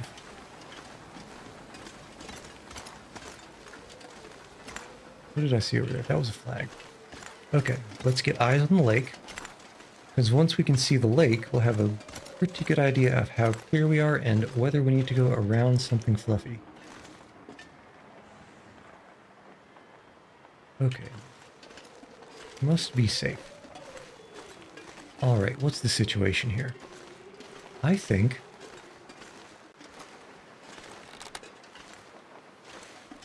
depending on what the heck that is... it looks too wide to be a wolf. But depending on what that is, we might be able to just... wait, no. This is our... That's the Jackrabbit Island. We don't want to go there. Which means that is a chest that's on the shoreline. I think we can just... Dang, walk right in. Because I don't see anything fluffy anywhere. Not even Winnie the Pooh. Must be off looking for honey. And what else am I going to use this stamina for? Let's sprint. Unless, hold on. You just appeared. You weren't there before. I see your magic ways.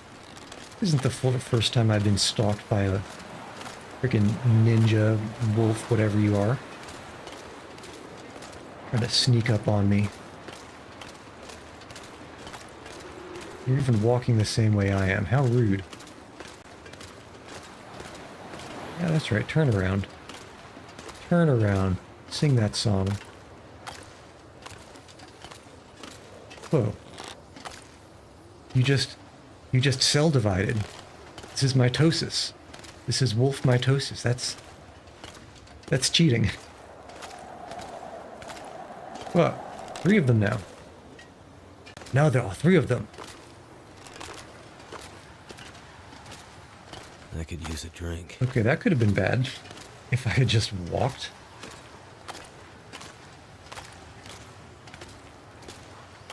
But I guess that's the way it is. Right. Not going to use that stamina for anything else. And I think we're pretty solid on the carry weight.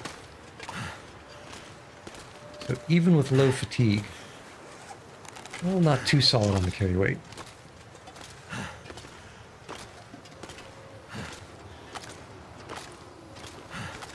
I am a little bit worried because I'm walking so slow into the wind. But it should be far enough away, right? Probably.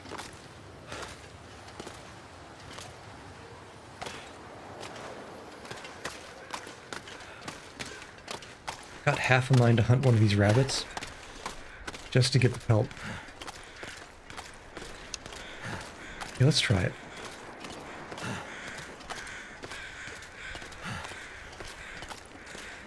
Oh, and now, because I'm a master elven bowmaster, we can shoot from sneak.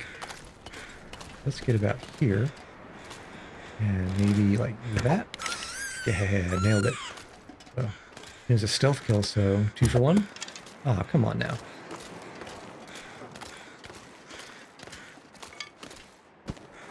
Let's take you, grab you, and you are still running. Coming back.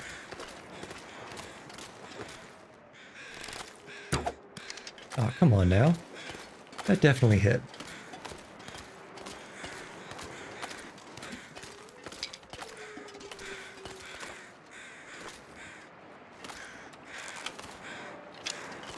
Do it, and right about there. There we go. Okay. Well, broke the fire-hardened arrows. This pack is getting kind of heavy. Not the end of the world to get more, though.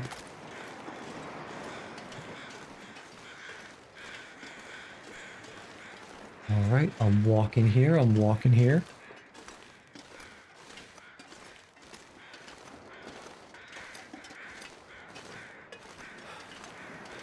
Yeah. I'm pretty confident walking up that slope. I've done it so many times. I don't think, well, I think I can gauge when it's too slow to make it up safely. And this is still walking pretty fast. Okay, so let us head inside, grab some sodas, put the cola in the slot. Did I put them here? Do I even have any sodas? Yes. 2 should be fine. Never mind what they'll make your dentist say. And let's harvest these poor little rabbits. I didn't mean to do that with the hatchet. I don't know why it swapped to the hatchet.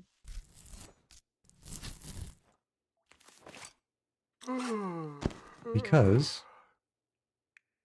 we can just do it raw.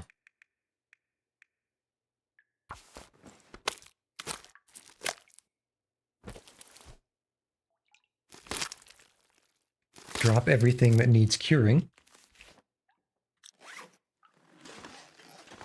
which means a couple of these guts. Drop. That was... I dropped a cured one, didn't I? I'll pick it up later. Also, let's put the hide on the table so I don't lose track of it. 1 and 2. And 2. Okay. So those two are set. That will have to get cooked. The water was in the freezer, wasn't it? It is. A little bit of water. Tide us over until the morning. And then I think, let's go out and in for a save. This is a pretty good place to call it. Because next time, all we need to do is figure out what exactly we want to take, pare down the weight as much as possible, and then we can start heading up north. Check out Pleasant Valley. I've peeked down there a little bit, went into the town, so there should be a little bit of a stash there already. Yeah, we got the save. There should be a little bit of a stash, but there's like nowhere else that I've explored. So I'm curious to see if some of the things from the campaign are still there. Like, for example, the airplane. Okay, so well, let us call it there. And I guess as I've said before, I've been Yuchi, and you've seen me, we've been trying. I'll see you on the proverbial flip side.